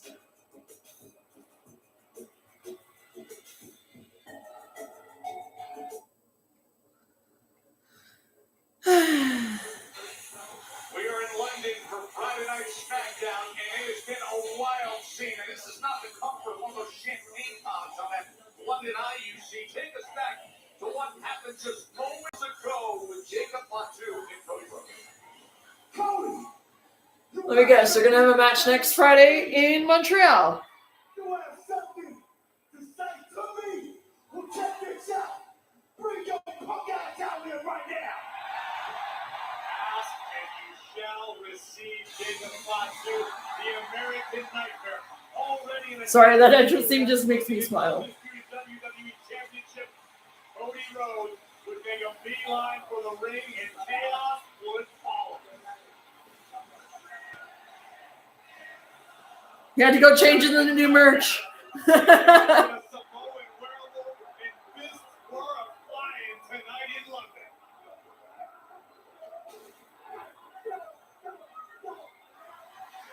Eventually, a swarm of security would hit the ring and do their best to separate Fatu and Rhodes.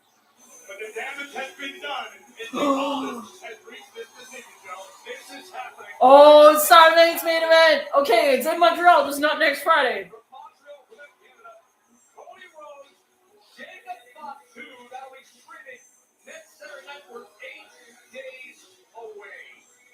That's wild. We are closing in on that number one contender fatal four-way that night in Montreal. And we're filling out that is what we will do again right here, right now. Why?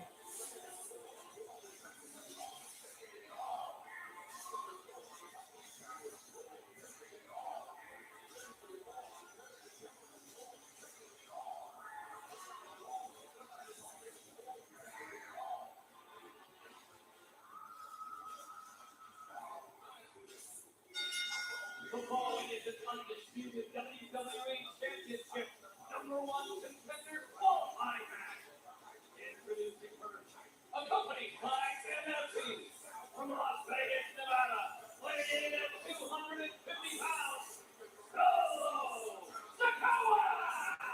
Corey, he's got the lantern in hand. It's like his conquering bag of gold is melted antlers of the Lion 6 of Uncle Howdy.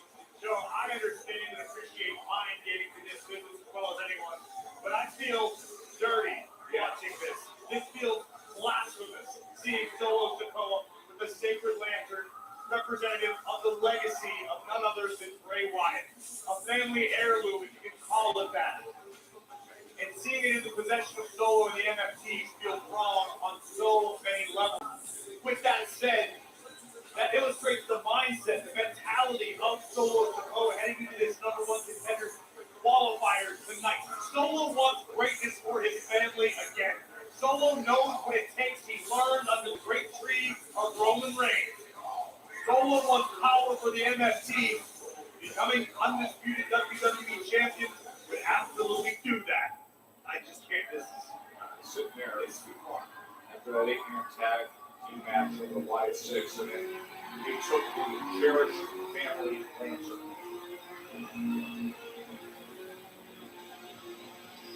See, I realized something about Damien's entrance theme. If you listen to the first part, it sounds like a really slowed down of somebody gone get her. She's dancing like a stripper. And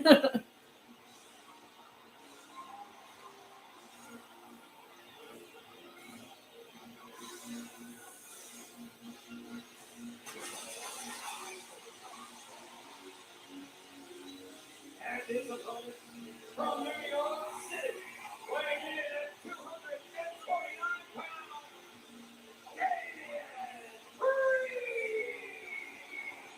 Or you and Cole a couple weeks ago were up in Buffalo, and Priest defeated Aleister Black in that game. And now he's admitted he is hurt after that. He is hurt after that match.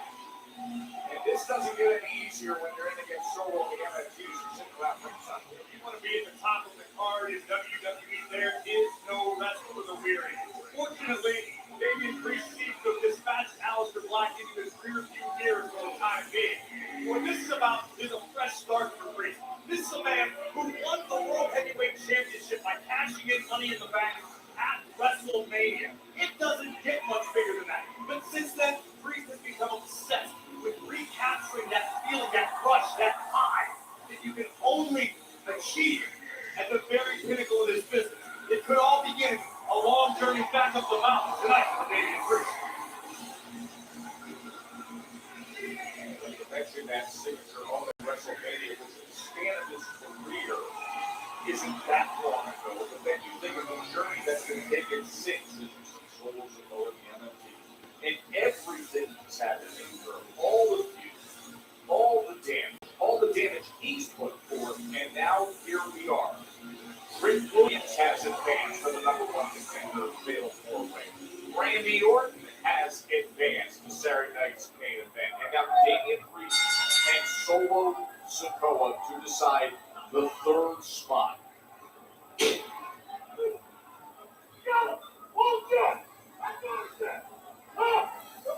Think about this, Joe. A few years ago, when the world first laid eyes on Solo Sikoa, he was the enforcer of the bloodline. He sat at the right hand of Roman Reigns. Solo Sikoa was tapped for greatness back then. They used to refer to him as the tribal heir. Yeah. Solo takes that anointment very seriously, and he tends to live up to those expectations. Of course, from one bloodline to now his family tree that surrounds our desk right now. By the way, hard to broadcast when you got Tama Tonga and Tonga Loa and JC Mateo making a human wall just a few feet in front of us. Mammoths of human beings out here. Oh, and a super kick by Priest. Solo spilled to the outside. Yeah, right onto our announce desk. He tries to gather himself here. Priest, what are you thinking? Don't do this! Yeah. Remember that human wall I just mentioned? He just realized it exists.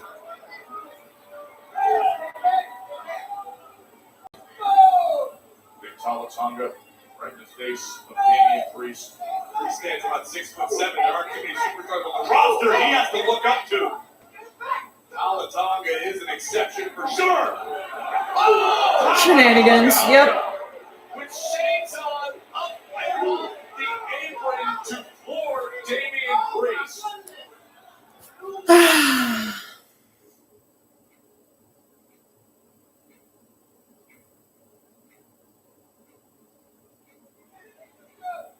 The numbers game turning the tides in this matchup in favor of the MFT.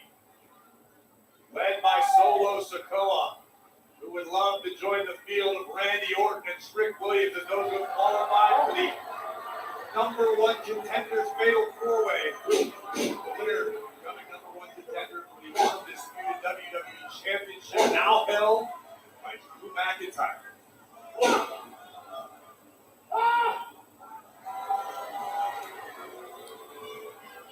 As confident as Damian Priest has become recently, Joe, the fact that Priest is out here facing Solo and the MFT without backup is a questionable decision at best. Understandably, Priest is running low on allies. Aside from no one seems to have Damian Priest's back. And that does not bode well when you're dealing with Solo and these nasty Tongans. It just annihilates our announce desk as he drives Solo Sikoa across it. This is where the streets of New York will serve Damian Priest well. Priest not afraid to make a fight ugly. Not afraid to take a shortcut. You may need more than one in this one when you're dealing with somebody as lethal as Sikoa. Big lariat? No. Oh, he was looking for that massive rebound there. Oh, Samoan drop.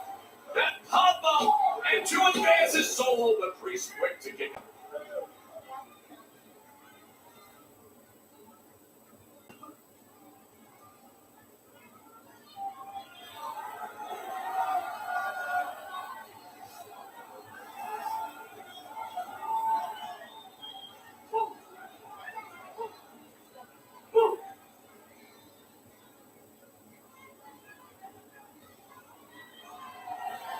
Solo now basking in the disdain of this London crowd. He inches toward the fatal four-way running hip attack. Backing it up. High impact style in the corner.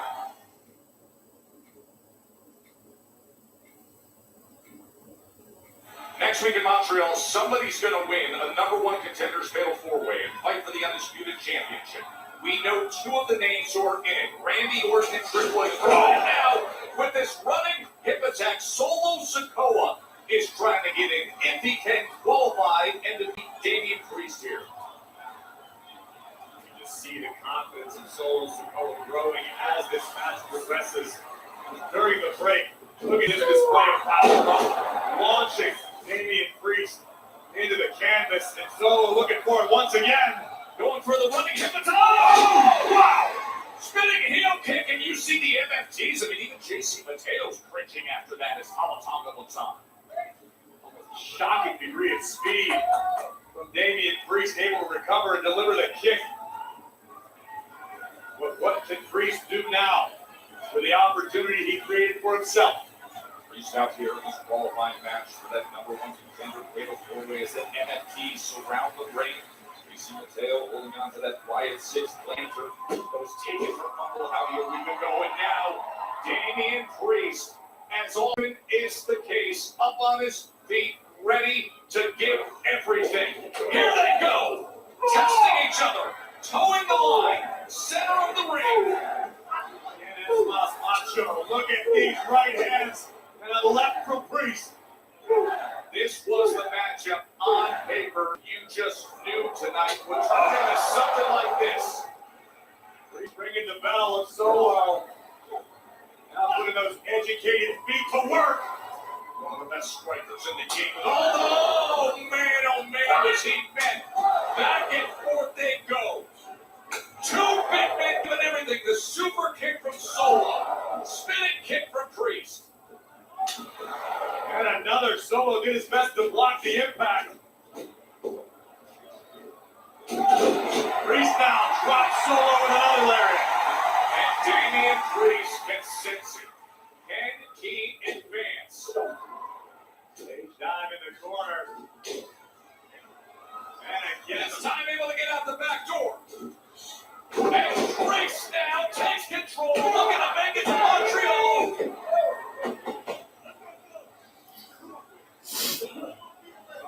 We're trying to shout encouragement to the leader of MFT, Solo Sikoa. She still comes tonight, Jordan Grace, Chelsea Green. First, we have our final qualifying match. Sami Zayn and Ilya Dragunov in a rematch. Oh, no. Would you look at this? The MFTs, as you knew they likely would, playing a role. Van Angler missed the 7-footer. I think it's he's out of here. The center of Tama is gone from this qualifying Yeah, match. but the damage has already been done, Joe. Solo Sikoa. He's getting them up there. Could this be an avalanche? No. Priest able to Razor's Edge, let's go. Setting up the Razor's Edge. Oh my! What a thought! And Solo survives. That right shoulder gets up at 2 and change. Incredible power required to deliver a maneuver like Priest just did to a man the size of Solo. But it looks like Sikoa might be scheduled for a trip south of heaven. Tama Tonga's up on the apron. Tama Tonga, who already played a role. Now Tonga Lola's up on the apron. Priest looks to dismiss him. Yeah, Priest. Samoan Spike, he gets out of the way. Oh, that spinning Solo slam. The big impact. And Sikoa now from the top. Right on the target. To advance. Oh, that's great from Priest. What heart. What will.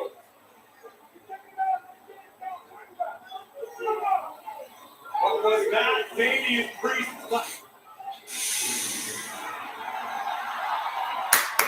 Get those fireflies out, y'all.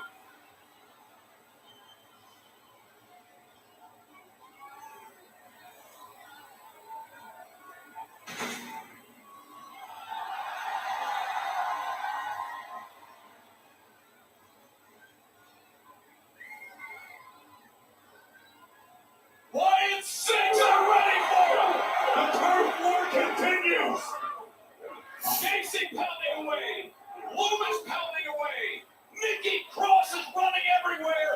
And Uncle Howdy is going to chase Mateo right where he wants him. The Wyatt Six are here and they want their lantern back.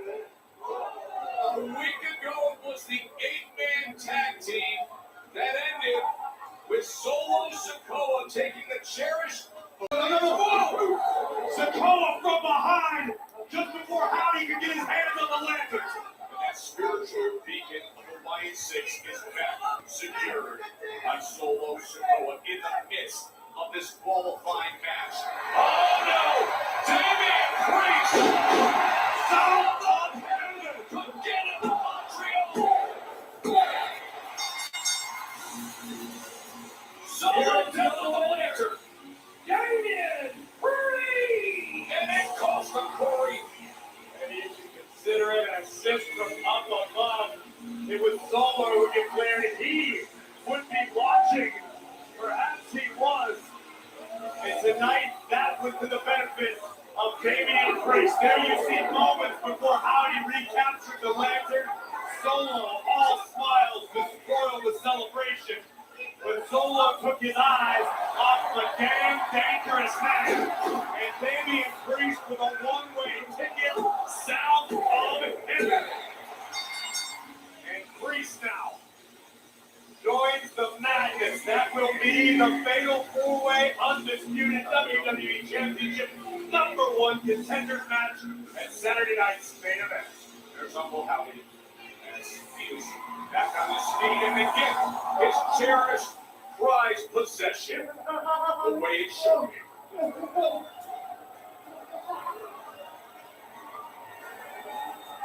As Howdy has secured the Wyatt lantern. Back is it. Tamatonga!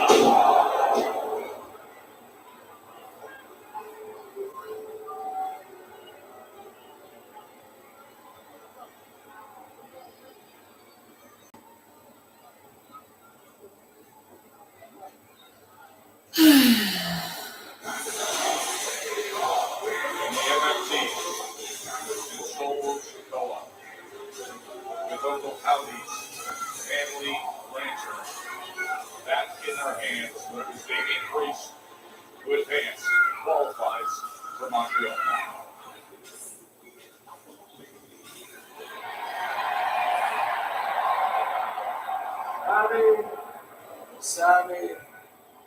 Sammy. Heard you had to say last week. Or was it you hope that I win? Do you think Cody's going to win? It's lucky you're not a betting man or you would have lost, as usual. You know what, Drew? I meant what I said. Actually, I did want you to win. A part of me wanted you to win, and a part of me is really happy that you did, because here's what's going to happen next. I'm about to go out there, and I'm about to go to war with Ilya Dragunov, and I'm going to win. And next week, Saturday night's main event in my hometown in Montreal, #1 contenders match, I am going to win. And then at the Royal Rumble, you and me, we're going to see each other again. That's really inspiring, Sammy, but here's the truth. I've beaten you 11 times. You've beaten me 0. If you happen to make it to the Royal Rumble, absolutely nothing is going to change. We'll see.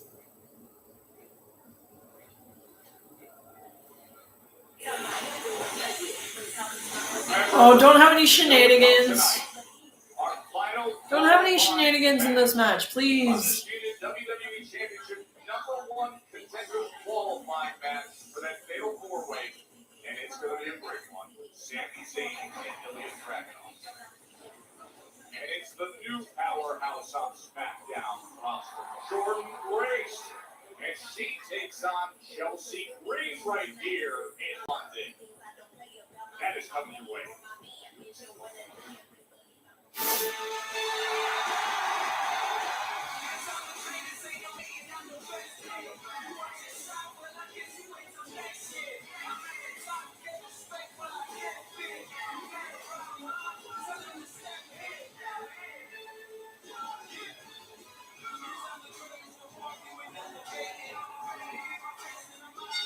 The United States Championship Open Challenge.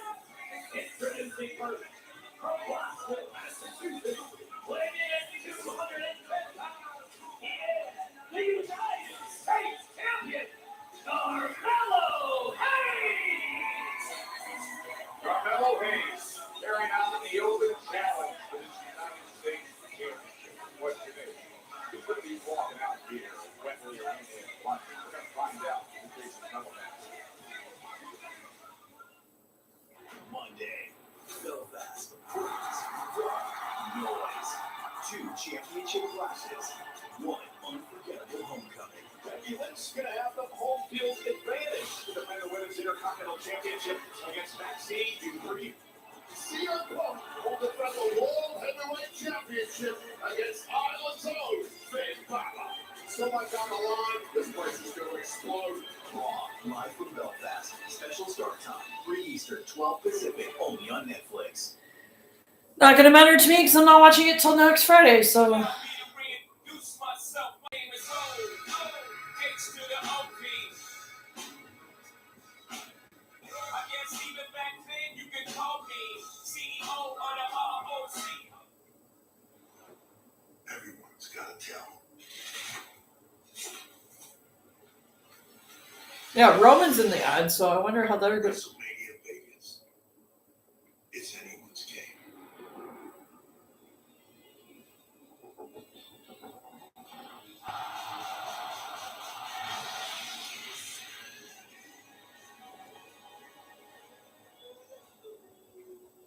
Really glad they started doing the 2-night WrestleManias. I know it was kind of a fluke because of COVID, but still. Netflix house. Bring it to Canada.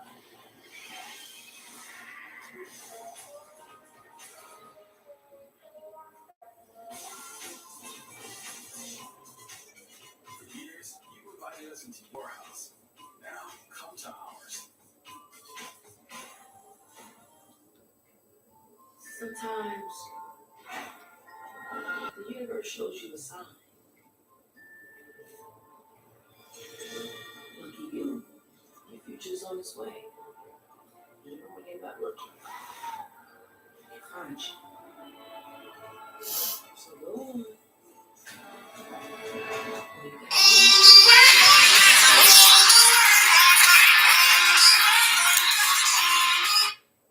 Hello, Melissa speaking. Star Search, the world's greatest talent.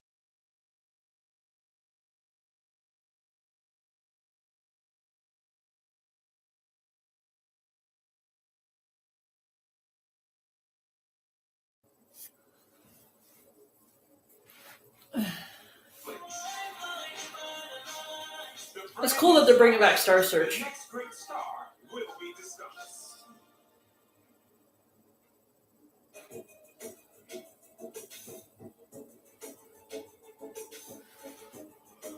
Okay, so who's gonna open? Who's gonna answer the open challenge?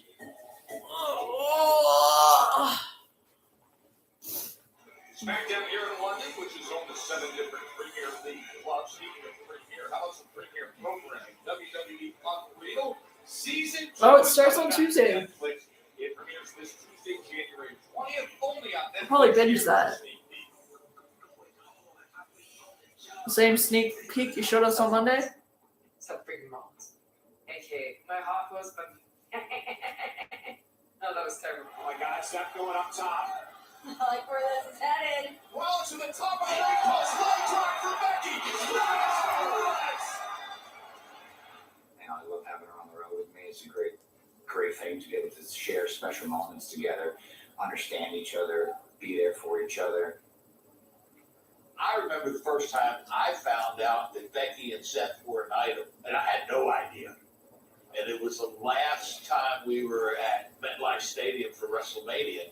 And then Becky was about to go on, and I was behind Gorilla, and all of a sudden I see them making out. Love you. Oh dear. I think I even joked like, God, get out of the room.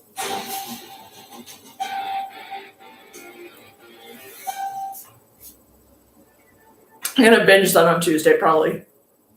What USA Sartorial Splendor Evolution. Well, there's Carmelo Hayes.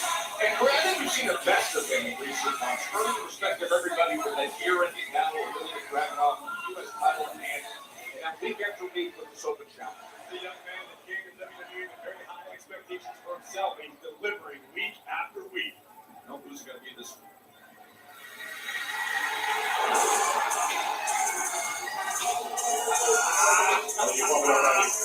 We're due.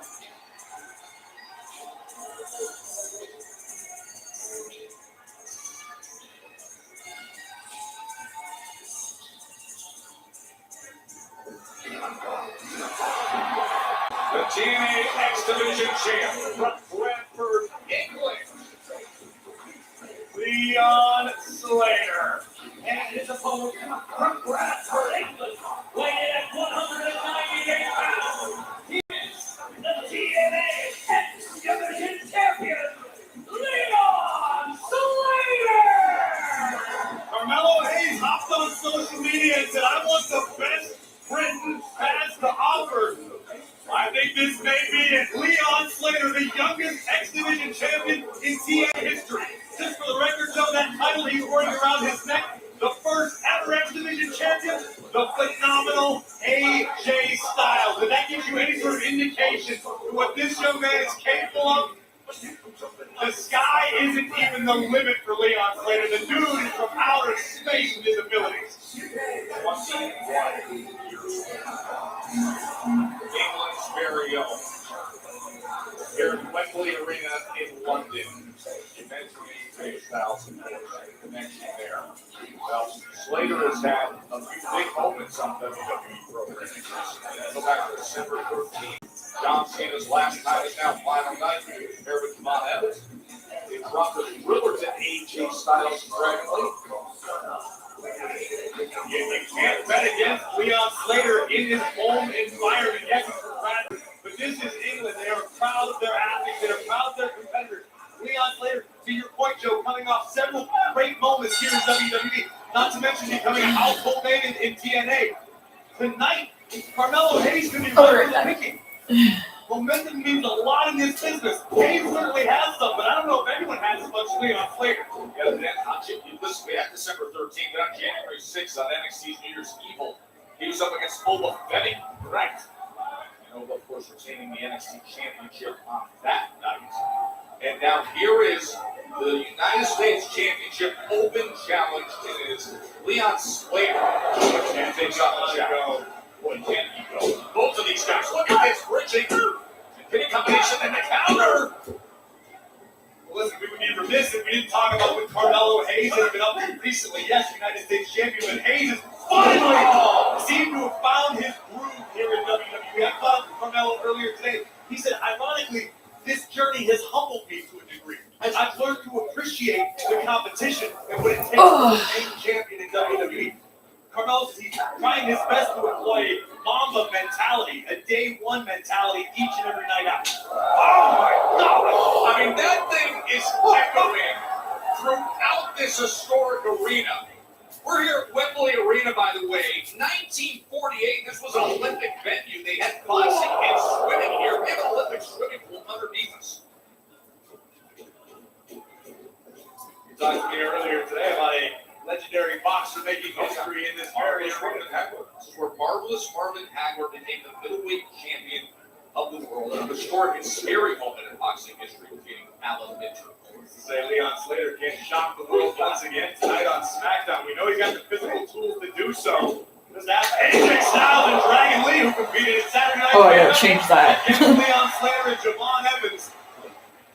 That was a very special night for Slater in DC. Look at that athleticism! I mean, Graves, are you kidding me? I kid you not, Joe Test. Leon Slater came to play tonight. Whoa! It's the sort of athleticism that has won him fans around the globe. And the young Brit making the climb to the top where he is right at home. Just explosive! How high would that cross body? So close to taking the United States Championship with all this offensive firepower.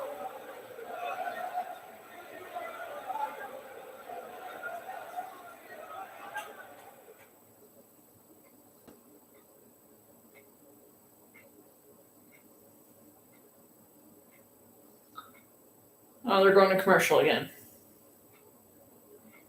Joe Tessitore and Corey Graves with you on Friday Night SmackDown. Leon Slater and Carmelo Hayes. Boy, I mean, you were just talking about it in terms of the agility and the dynamic style. Those 3 minutes of that offensive rhythm that Slater put together. Well, there's an old saying in this game, you need to maximize your minutes. You want the whole world to know your name. You want the WWE fans to remember you for years to come.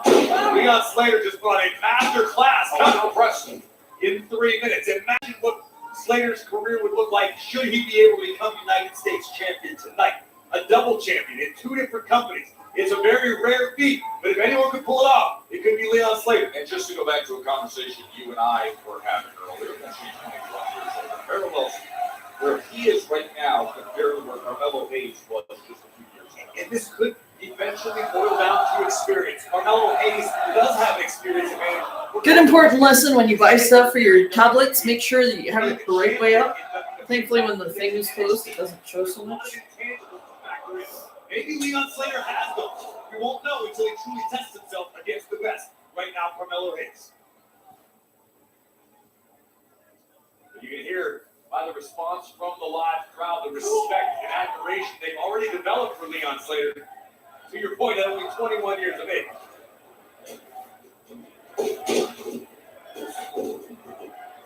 Nice crowd hitting from Hayes. Joe, look at the way Carmelo, he's favoring his left knee. I think he might have hit the leapfrog. Might have tweaked it slightly. You know, we saw that also against Shinsuke Nakamura. And it's not Joe, and nothing can throw you off of your game plan, like a slight injury. If you feel something severe, you know you've got to call an audible. You know the rest of your game plan is going to throw out the window. But you have a slight tweak. It may not affect your plan, or it could lead to disastrous consequences. It's all you got to tell us the match progresses. And Corey, that's one of the things about the open challenges. Each and every week, you have somebody you don't scout your opponent, and yet they're coming out and giving their best. And you got to do time and again with the frequency and title. Cover here for the championship. To that point, Carmelo Hayes is of the same mindset that Ilya Dragunov was, that Sami Zayn was, that all the way back to John Cena was. As the United States champion, iron sharpens iron. You throw your best against the best, and you're willing to step up. And lucky for us, magic tends to happen.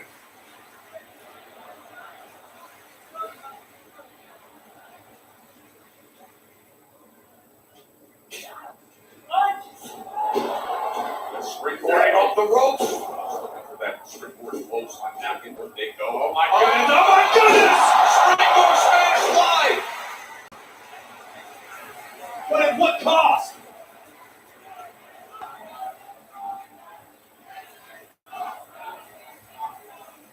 Jaws are dropped here, and the This Is Awesome chance have begun here in London. The springboard Spanish fly, Corey.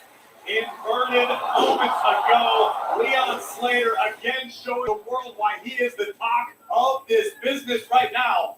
And Slater would love to head home tonight with the United States title around his waist. So much credit to Carmelo Hayes for keeping up with this open challenge of the United States champion. This is third defense of the title. We saw him against Johnny Gargano. We saw him in a brutal match against Shinsuke Nakamura just a week ago. Their leg was damaged, perhaps some lingering effects there. And now here against Leon in London. And Slater's from Bradford, England, so we got a nice reception. Just 21 years old is Slater, the TNA X Division champion. He's impressed on WWE programming and spotlight. Oh, what a kick! Certainly rocked the jaw of the champion. Mello out of the way just in time. Up and around we go! How about Carmelo Hayes when he gets the engine revving? Here he goes To retain!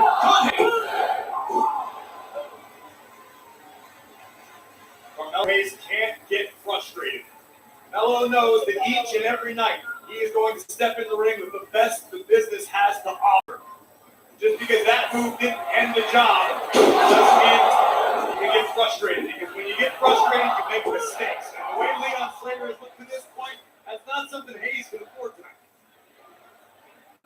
Crowd appreciating what they're seeing. Stylistically, it's as entertaining as anything you will see. A reminder still comes the qualifying match for that fatal four-way as the half crab is put in. And credit to Slater, who scouted the first 48 inside the elimination.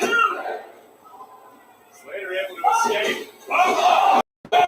Wow! Slater's so explosive and dynamic to win it! And I love the urgency we're seeing out of Leon Slater to this point. Scrambling for cover, deep hook in the leg.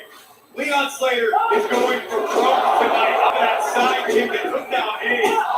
Nice deep cover, but not enough to crown a new champion. Got to take advantage of your opportunities. What are you messing with, Doug? You know what he can do when he goes. Must went to Canadian Tire. Time and again from that Swanton 450 to everything else he can. Well, I sure as fuck didn't. Hayes is smart to roll to the outside and be on the apron, but Slater looks to meet him there.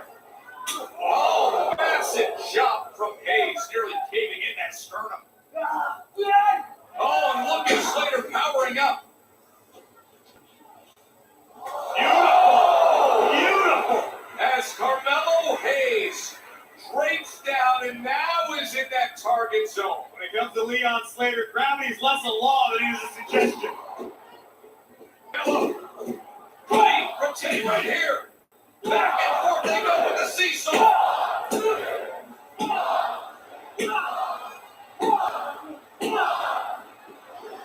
Exerting a great deal of core strength and energy. Wow! My, could this be it?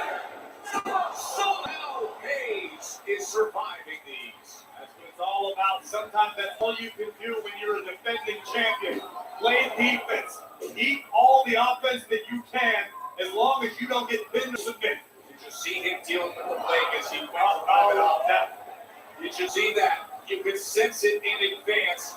And that left leg that Shinsuke Nakamura started doing damage on. Leon Slater. No.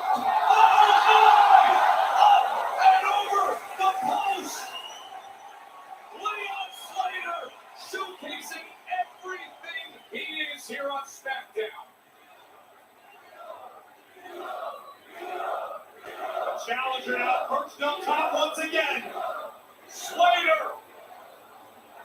He was looking for that number 50 swanton, but instead Hayes gets out of the way. And how about a first 48 with something extra? They're still going at it. Don't close the case just yet. The knee continuing to be a factor for Carmelo Hayes, who just landed his bread and butter, that first 48. Can end the game. But look at this. This is just mind-blowing. This is otherworldly athleticism. Slater and Hayes stylistically are making magic here at Wembley. His styles make fights. Slater and Hayes certainly not disappointing tonight. There's that urgency, that's right. Yeah. Desperation. Yeah, may have gotten a little overzealous. You saw Melo put the brakes on for the moment. Oh no. High risk, high reward. You got to go for it, though. You get these rare opportunities, Corey. The goal is on the line. From the top rope, Leon Slater looking to dethrone Carmelo Hayes. Will this do it? United States Championship. He took the challenge. Can he deliver on it right now? Leon Slater. Oh! Cutter by Hayes. Massive cutter by Carmelo Hayes. And he got him. Here is your winner. And still, United States Champion, Carmelo Hayes. I'm going to rise to my feet, my man, and give them a little credit here. You and Debo shows has the same maneuver Carmelo Hayes used to great effect the night he dethroned Ilya Dragunov. This time, Hayes even bigger and dividends. Kudos to Leon Slater, who absolutely proved to the world once again he belongs on the biggest stages in the world. What a battle tonight in London. He's 21 years old. Leon Slater, give credit to Carmelo Hayes for taking on all these challenges.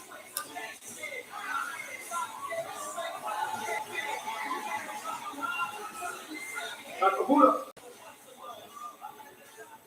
you looking at that U.S. title? I guess they're close to you.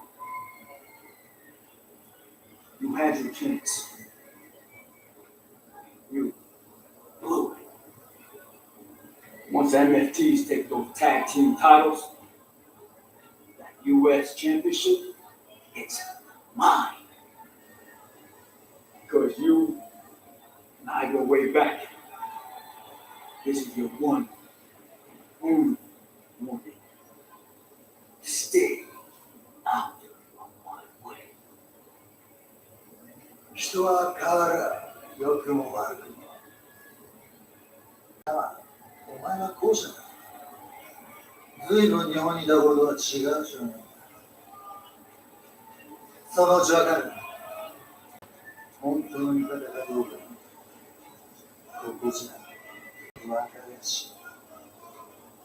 家族ですらな。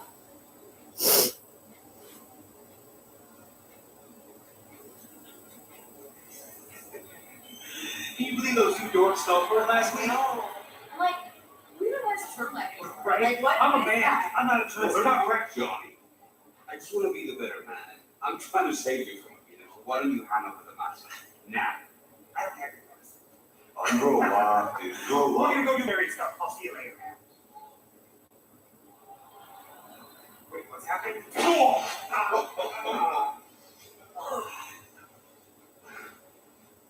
Surprise! Oh, another surprise is I want to go talk to Nick Aldis, and me and you will be going one-on-one next week. So after I beat some respect into you, my amigo over here is going to do the same thing and take that mask back. So, enjoy it whilst you still can, pal.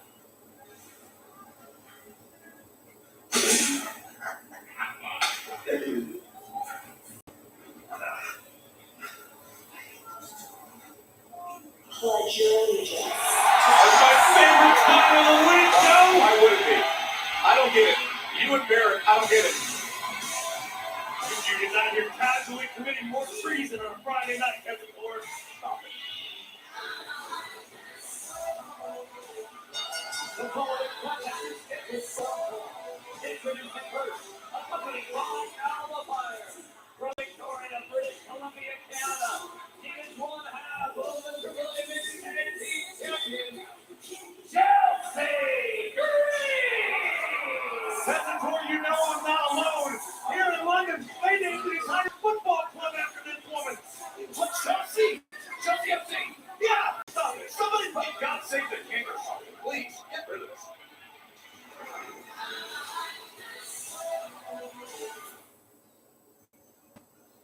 Allow me to reintroduce myself. My name is H to the OP. I guess even back then you could call me CEO or the ROC. For me, the goal is always the climb. It would be the biggest urban free solo climb ever. And to be scared doesn't really matter.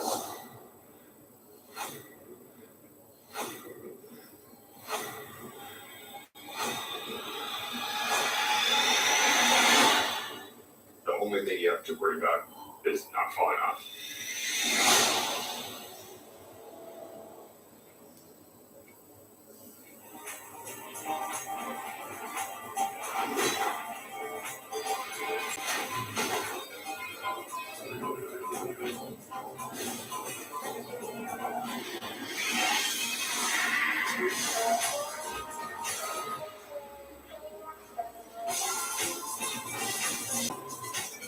For years, you invited us into your house. Now, come to ours. Sometimes the universe shows you a sign. Lucky you, your future's on its way.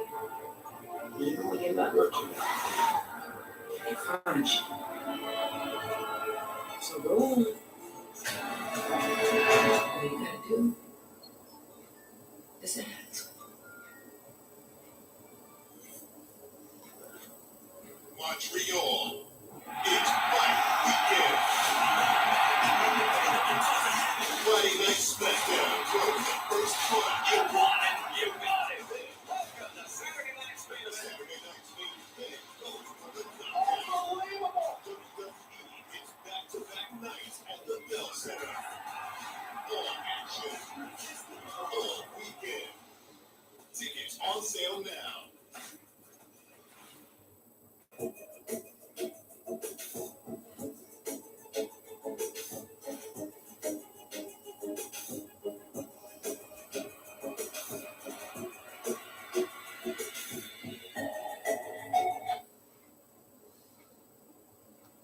Hey, WWE World is back in Vegas at WrestleMania 42. 5 days, incredible experiences. So it's Thursday, April 16th, and Monday the 20th at the Las Vegas Convention Center, South Hall. It is amazing. All the interaction with the superstars, the live podcast, meet all your favorites, roundtable discussions, the largest WWE superstore in WrestleMania history. Tickets are on sale now at WWEWorld.com.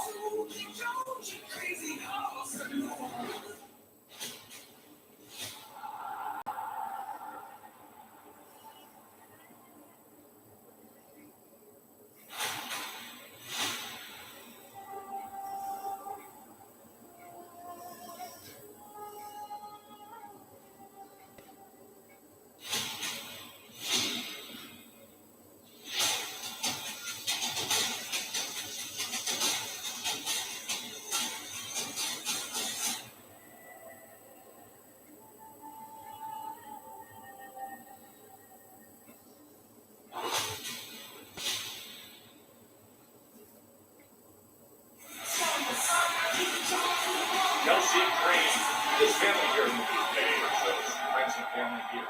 Their first match in London. Special moment for me and her extended family. Well, there's the champ, Jade Cargill, that's very correct in telling the world who rules this group brand.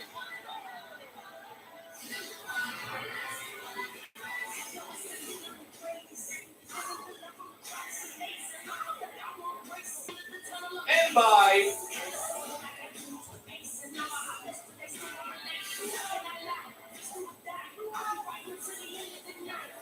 I try to announce that if I don't pledge allegiance to Chelsea for the remainder of the night, it's simply a matter of self-preservation. Jade's like right there. Oh, she's I know. I know. Smart. Very smart.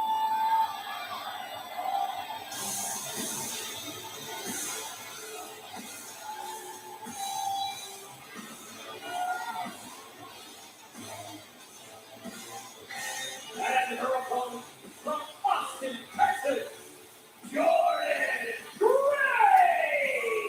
Second match on SmackDown for the dynamic free agent signing to start the new year. Jordan Grace last week. Albo Fire, who of course is by the side of Chelsea Green. Chelsea Green, who I did notice walk in cherishing that AAA Mixed Tag Team Championship strap. For you're the supreme voice of all things AAA. She has that with Ethan Page. Of course, tomorrow, Lucha Libre AAA will be on YouTube 9 p.m. Mega Championship match, #1 contenders match, a Grande Americano against the Dingo. Who will be the next to challenge Dirty Dom? It's our weekly world premiere, a night that will be remembered for a long, long time. Kicking the evening off with none other than AAA and WWE Hall of Famer Rey Mysterio. Look forward to that. So here we go. Jordan Grace, the power on. Just as I say, the powerhouse, and you see the power immediately for it. Listen, that is what brought Jordan Grace to the dance. You've seen her with such an incredible accounting of herself in the Royal Rumble match. She dominated NXT in recent history.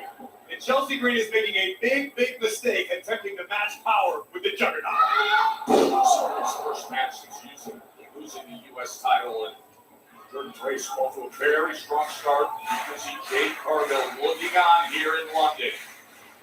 There's no recent interactions. You understand why. Vertical delayed suplex. Jordan Grace is a powerhouse in every sense of the word. Put a clock on it. Cover here. There's Grace. Lateral press. And Chelsea Green. Look at those ruby red boots of Chelsea's wishing no place like home. Home's not that far away for the portion of her life. It's in Moto here in the UK. He's a citizen of the world, Tessitor, which is all the more reason to show the proper respect for such a patriot. Oh, fire with a big kick. Right to the chin of Jordan Grace. Can Chelsea Green take advantage? He slams Grace's face right down and hooks the leg, and Grace doesn't allow for it. Yes, one.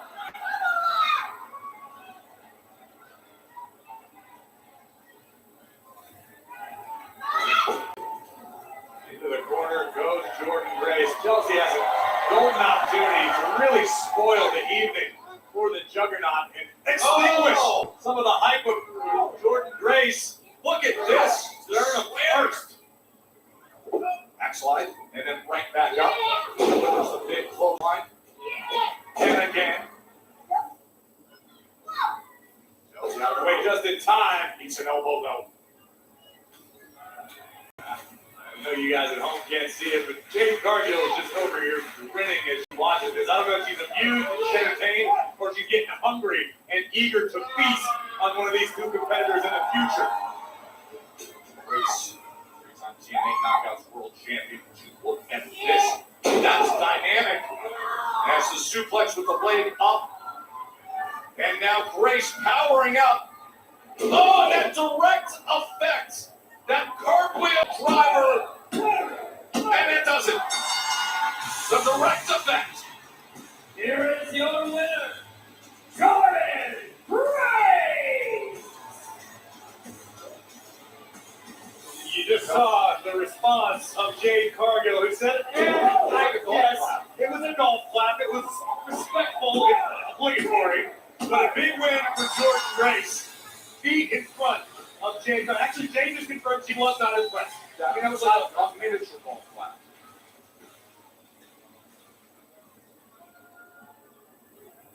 Hey, champ. I'm glad that you came out here tonight to watch me. It's extremely important that you know exactly what's coming for you.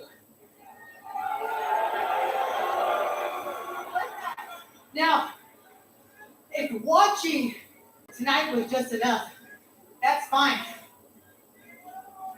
But if you're finally tired of babysitting that title, then you should step into the ring right here, right now. One thing we know about Jade is she will not back down. And you know the response you're going to get. Here comes the champ.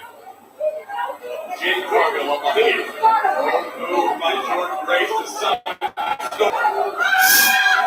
Oh no! Chelsea went running into the back of Grace, who gets out of the way, and Jade Cargill, the champ, Didn't mean it. Jade, she didn't. And Chelsea did not mean that. and now Jade's championship is in the hands of Jordan Grace.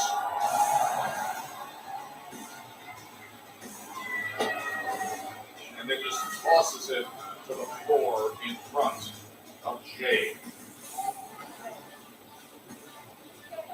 Careful, Juggernaut. Here's Congratulations, Trick Williams. Massive win tonight. You didn't just ease your way on this SmackDown. You jumped right into the deep end. So what does this confirm for you at this point in your career that you are now heading into a #1 contenders match in a fatal four-way? And now this could be your warning. I'm putting all of SmackDown on notice. All you bum, bobbleheads, and bootlickers, Trick Williams is that dog. Yeah, I look like money. I feel like money. Because Trick Williams is money. And I want to send a special shout out. Congratulations to Randy Orton and Damian Priest. Congratulations, because you officially have a match with the future of the business. Let's talk about it. Well, I know this chant with that trick. Hold on a second. But on Saturday, Is this Cocksuckers Incorporated? Sounds like I got the right place. Main event, Shit the brains. Likes to do a lot of this. I don't. Right. Well, that's you. You already know what's up. Saturday's main event. Samson. But I know you're free up. Chew yours. Let's go. Thank you so much. To wolf that trick. Oh. She, thank you so much. We need Morales. Morales, Gonzalez, Morales. Yeah. Sorry, watching Trilogy. Let me tell them what I have on the wrong. I had to send my milestone chat. I've been a member of their page for member of their channel for 2 years. So. Oh, and Kev's got a new stealth camp up. Noise. All right. So I'm gonna turn my keyboard off. And then we're gonna turn this off. Tonight, the pain will entertain Okay, can we turn the Wi-Fi off? One of these two men will advance to the fatal four-way. Will it be the Mad Dragon, or will it be the former Put my United location States on. champion, Sami Zayn? They I'll give my come location on. next. This January, the moments await The eyes of the world are on this night. in Riyadh. city. The excitement. There we go. The energy. Sorry, I had to make sure my tablet was up to date. Experience Royal Rumble. Get pumped up for Riyadh season with Royal Rumble. Experience Riyadh.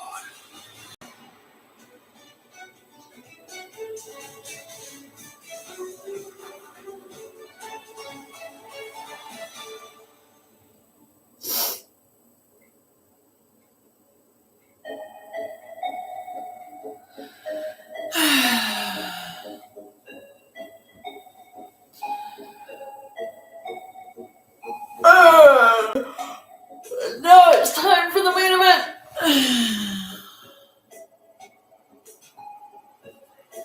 Now it's time for the main event. Last number one contender determining match for the Fatal 4-Way at Saturday night's main event next Saturday.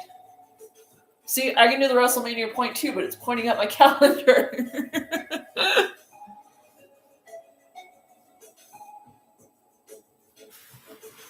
Okay.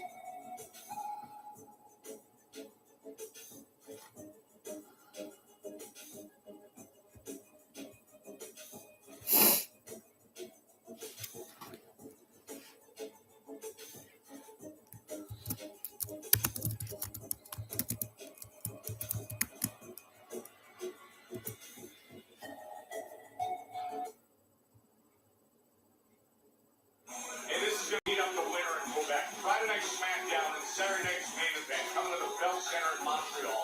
Next Friday the 23rd, Saturday the 24th, and combo and individual event tickets are on sale now via Ticketmaster. And as far as that Friday goes, Corey, what a night it's going to be. We've talked about how the women's tag team has been red hot as of late. A number one contender triple threat match for the women's tag team championship. Alexa Bliss and Charlotte Flair will battle Nia Jax and Lash Legend, and the third team of Julia, the United States champion, and Kiana James. And I want you to consider the emotion surrounding this tag team championship match.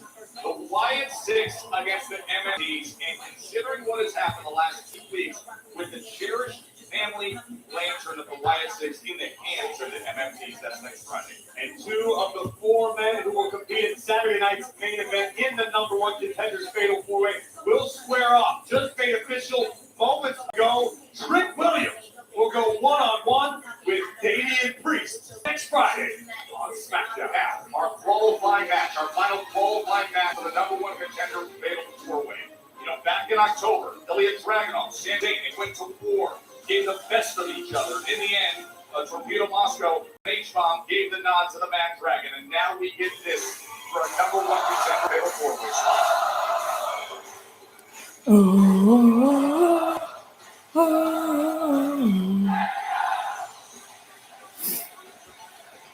And his opponent from Montreal, Quebec, Canada, weighing 212 pounds, Sami Zayn! Remember, the night started with Drew McIntyre, his first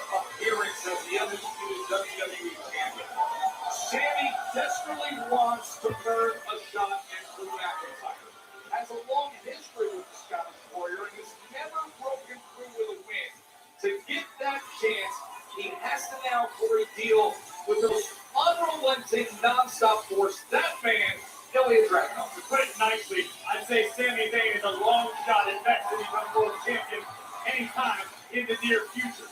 We've seen in the past, to your point, Joe, Ilya Dragunov has been one of the few who's been able to solve Sami Zayn. However, Sami rarely, if ever, makes the same mistake twice. No one feeds off the live crowd quite like Sami does, and that bodes very well for Zayn. And this is a roaring live crowd. We are sold out at Wembley Arena. This historic site here in London, England, in the midst of our Euro tour. We were in Berlin for all the history that was made with Drew and Cody last week. Then Dusseldorf for Raw, Smackdown here in London, and then Corey, you're going to be headed to Belfast with Michael Cole for Monday Night Raw in Northern Ireland. Here we go. We've detoured to Mexico City. Yeah, exactly. We got AAA tomorrow night. Look at this. Out of the opening gates, both men delivering. This is not surprise either one of us considering where they left off. I would question Sami Zayn in mixing it up like this with the Mad Dragon because it was the H-bomb that turned Sami to exile. The H-bomb, amongst a great deal of offense from Dragunov, that dethroned Sami Zayn. But Sami is a double tough individual. I swear I know it firsthand. The man won't stay down. The man will not quit. See the determination. Played into Dragunov's game. Now here and say, come on, let's go. This is the way he likes it for him. The way that Ilya Dragunov demands it. He says the pain makes him feel alive. He said, I mean, honestly. But you can't get enough of him. And you have to respect him and everything he's done. The big showdown with Carmelo Hayes that happened on December 26th, United States Championship match. And then Hayes was willing for the rematch. And it was Ilya who said, I've got other plans. I've got a bigger target. This would be that bigger target to qualify and get to the #1 contender fatal four. Dragunov certainly possesses all the tools necessary to be a major player here in WWE for years to come. His style. Oh, my goodness. So intense. He just like any other. I mean, he planted that boot right into the side of the head. This is where he gets real dangerous. Jumping knee, palms away to the midsection. He has everything on the tool belt. Everything on the tool belt with his offensive arsenal. Back up top. Okay, he will get out of the way this time. The scariest aspect of Dragunov's game is his willingness to take punishment, his willingness to suffer for victory. To advance. Hooks the leg to advance. Again, the shoulders are down. One of these two men will join Randy Orton, Trick Williams, and Damian Priest at Saturday night's main event to determine Drew McIntyre's challenger for the undisputed WWE Championship. Damian Priest earlier was able to get that solution. Lion 6. Impressive there to beat up with the NFTs. Trick Williams was so impressive with that trick shot against Matt Cardona, and Randy Orton with an RKO to dismiss The Miz. That is Saturday night's main event, 8 days away in Montreal. Next step to the one title that has eluded him. He has never been a world champion. For Sami's successes, when you're a competitor of this caliber, my God, you start to question yourself. You start to question your legacy. Did I do enough? Yes, I was this champion. Yes, I was that champion, but I was never the guy. And that's what Sami's living through right now. That's what's driving Sami Zayn. Switch by Sami, and he delivers on the German, and he won't let go of that grip. And subscribe to him. Intensity on the face of Dragunov. Sami understands that you have got to fight fire with fire. You're in there with a Mad Dragon as he switches in the center. Oh, I've already. Before they go. Okay. He's one of my returning subscribers. That's cool. Oh, yeah. I remember talking to him last time. German suplex. And now Dragunov getting to his feet. Time and again, he has damaged opponents and put them into that target zone to deliver. Sami looking to get to his feet quickly, and he does so. You've got to draw a little attention to the fact that Let's try often inflicts punishment to himself. Delivering his offense, it is so high octane, so high impact, that you'll see him tweak something, and eventually it's going to backfire, period. We always talk about risk, reward, and attrition. He lives only in risk. Ilya Ilya Dragunov. Sammy from up top looking for the superplex. Look at that impact. The entire ring shaking here in London. Both men down.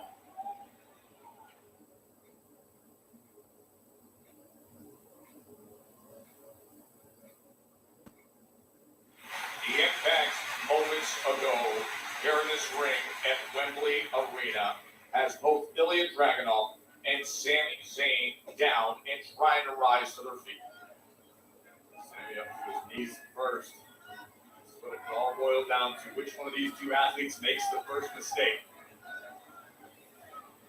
Two of the most elite superstars in the business.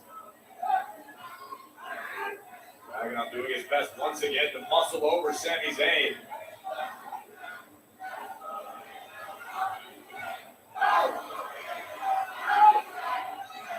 You have to compare these two, Joe, stylistically. Sami Zayn is a guy who follows his brain. Sami is a master strategist when need be. Cover here by Dragunov. He's looking to qualify. Dragunov, on the other hand, follows his heart. Dragunov is all feeling, all adrenaline, all the time. And it served him very well, but it can also be Dragunov's worst enemy. Well, he just got in another elbow to the back of the head. Sami's got to cover up there. Ilya knows he's got to be ruthless. This is exactly how the Mad Dragon wants it. Big believer of iron sharpening iron. Dragunov wants every opponent to fight their very best at the top of their game. Because Dragunov wants to beat you with honor. I mean, there are things when you watch the Dragunov match that just catch your attention. I'll just tell you one of the small ones that you see time and again when you're this close. Simply the way he exhales. Simply how much he's giving the energy to inhale and exhale at this low capacity. How about the fact that both of these men are just standing here willingly striking each other in the face? Could that be enough for singles? That's your point, Joe. I honestly, being around Dragunov a lot more recently, it's like he's the next step in human evolution. Yeah. The man has built himself into a machine. He has taken all the pain that he's endured throughout his entire life and used it to build himself a body of armor, solid muscle, explosive offense. Dragunov is a machine. Sami checking Stephen? Sami saying that something's missing? Anytime you're in the ring with Dragunov, it's a real possibility.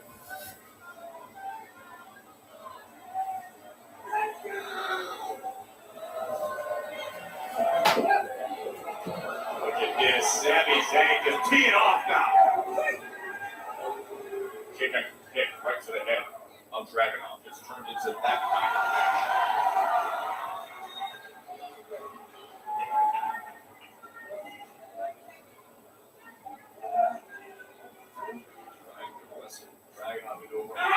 Position again. Oh, Sami got caught. Just locked up that left ankle before Sami was able to get to the corner. Oh my God. Right hand for James just busted open the eye of Dragunov.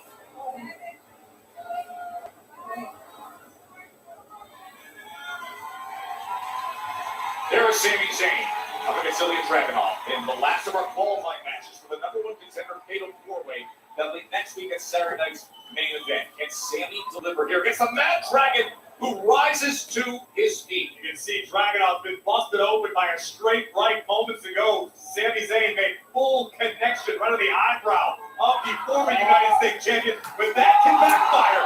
Dragunov feels more alive than ever right now. He knows he's in a fight. Working his way, trying to get up to the ropes against Sami Zayn. Back and forth they have gone. As Zayn seemingly has a blind us here in London to deliver Sino. He's trying to advance. Sami saw the opening, made the most of the opportunity, but it was not enough to keep Ilya down for 3. Take another look at this sunset flip power bomb by Sami Zayn. Hooks the leg. The Dragunov with a little too much left in the tank. They met in the Classic back in October when Dragunov defeated Sami to become the U.S. champion. Since then, Dragunov has taken on all challengers, but here in 2026, he wants to be a target. He wants to fight for the Undisputed Championship. Sami, of course, would love to get his hands on Drew McIntyre's going to Blue Thunder. It didn't deliver. Instead, a Constantine special from Dragunov. Turn Sammy inside out, and just like that, Dragunov back in this battle. Perched on top, the Mad Dragon ready to strike. Right where he wants to be. Dragunov! Oh my! Missile style to advance! So close. So close was Ilya. Almost the entire way. Oh, Jesus. Halfway across the ring. Dragunov making contact. But not enough to finish Sami Zayn. A man who has his sights set on World Championship gold. Uh-oh, this could be it. This could be the perfect position for the Mad Dragon to drop it. Here comes the ace. Oh, he got the boot up. Up kick by Zayn. Sammy got the boot up. I told you, Sammy rarely falls for the same trick twice. Looking for the corner exploder. Dragunov knows what's coming. Trying to line up that exploder. Instead, Dragunov. He goes from a squat position to a kick. And it's Sammy who's compromised in the corner. It caught Zayn right between the eyes. Here comes Ilya, picking up speed. Does he ever? And look at with all that velocity impact. Trying to figure out how I'm going to stream my Animal Crossing Back to later. business. Another massive clothesline in the corner. Sammy's heels are going over his head. Oh, trying to follow him. Dragunov lured Sammy in. Ilya realized Sammy was trying to follow him with a haluva kick, and the Dragon sensed it coming. And that right leg was draped awkwardly over the top rope. And now Dragunov out on the apron with Sammy and then able to fight his way out of position. Still awkwardly meshed into the rope. Correct me if I'm mistaken, but that Death Valley Driver on the apron was the prelude to Ilya becoming United States champion. And this is the main event, so as soon as this is over, we peacing out, yo. And with that, the body straightening out. Here's a Torpedo Moscow. But we'll be back next Friday for the Watchalong for Monday Night Raw, or the Super Watchalong for Friday Night Smackdown. Reaching 7 as Dragunov enters the ring. Say very last second. Wow. 9.9 and Dragunov. There he goes. Sammy should have stayed on the outside. Ilya Dragunov up on the top rope. Oh! Zayn got the knees up. The senton backfires. The knee hit him in the back of the head. And now the Exploder. Sami Zayn trying to be the last to qualify for the #1 contender fatal four-way. I don't know how I'm going to do it, but I'll find a way to do it. Oh, Sammy got it. Nice. Good job, Sammy. Sami Zayn, you survived the fight. Now your journey takes you home with the opportunity of a lifetime. The haluva kick from Sami Zayn topples the Mad Dragon and earns Sammy entry into the #1 contenders fatal four-way. A week from tomorrow. Look at that foursome. Trick Williams with a trick from behind. Trick Williams just attacked Sammy from behind. A young, brash, cool, rising star, the newest addition of the trick shot. He lowered the knee pad and delivered a brutal trick shot. He didn't just deliver a trick shot, Joe. Trick Williams has made a declaration. He's coming for the undisputed WWE Championship. Oh, Viper, Damian Priest, Sami Zayn, and that man in the fatal four-way next week in Montreal.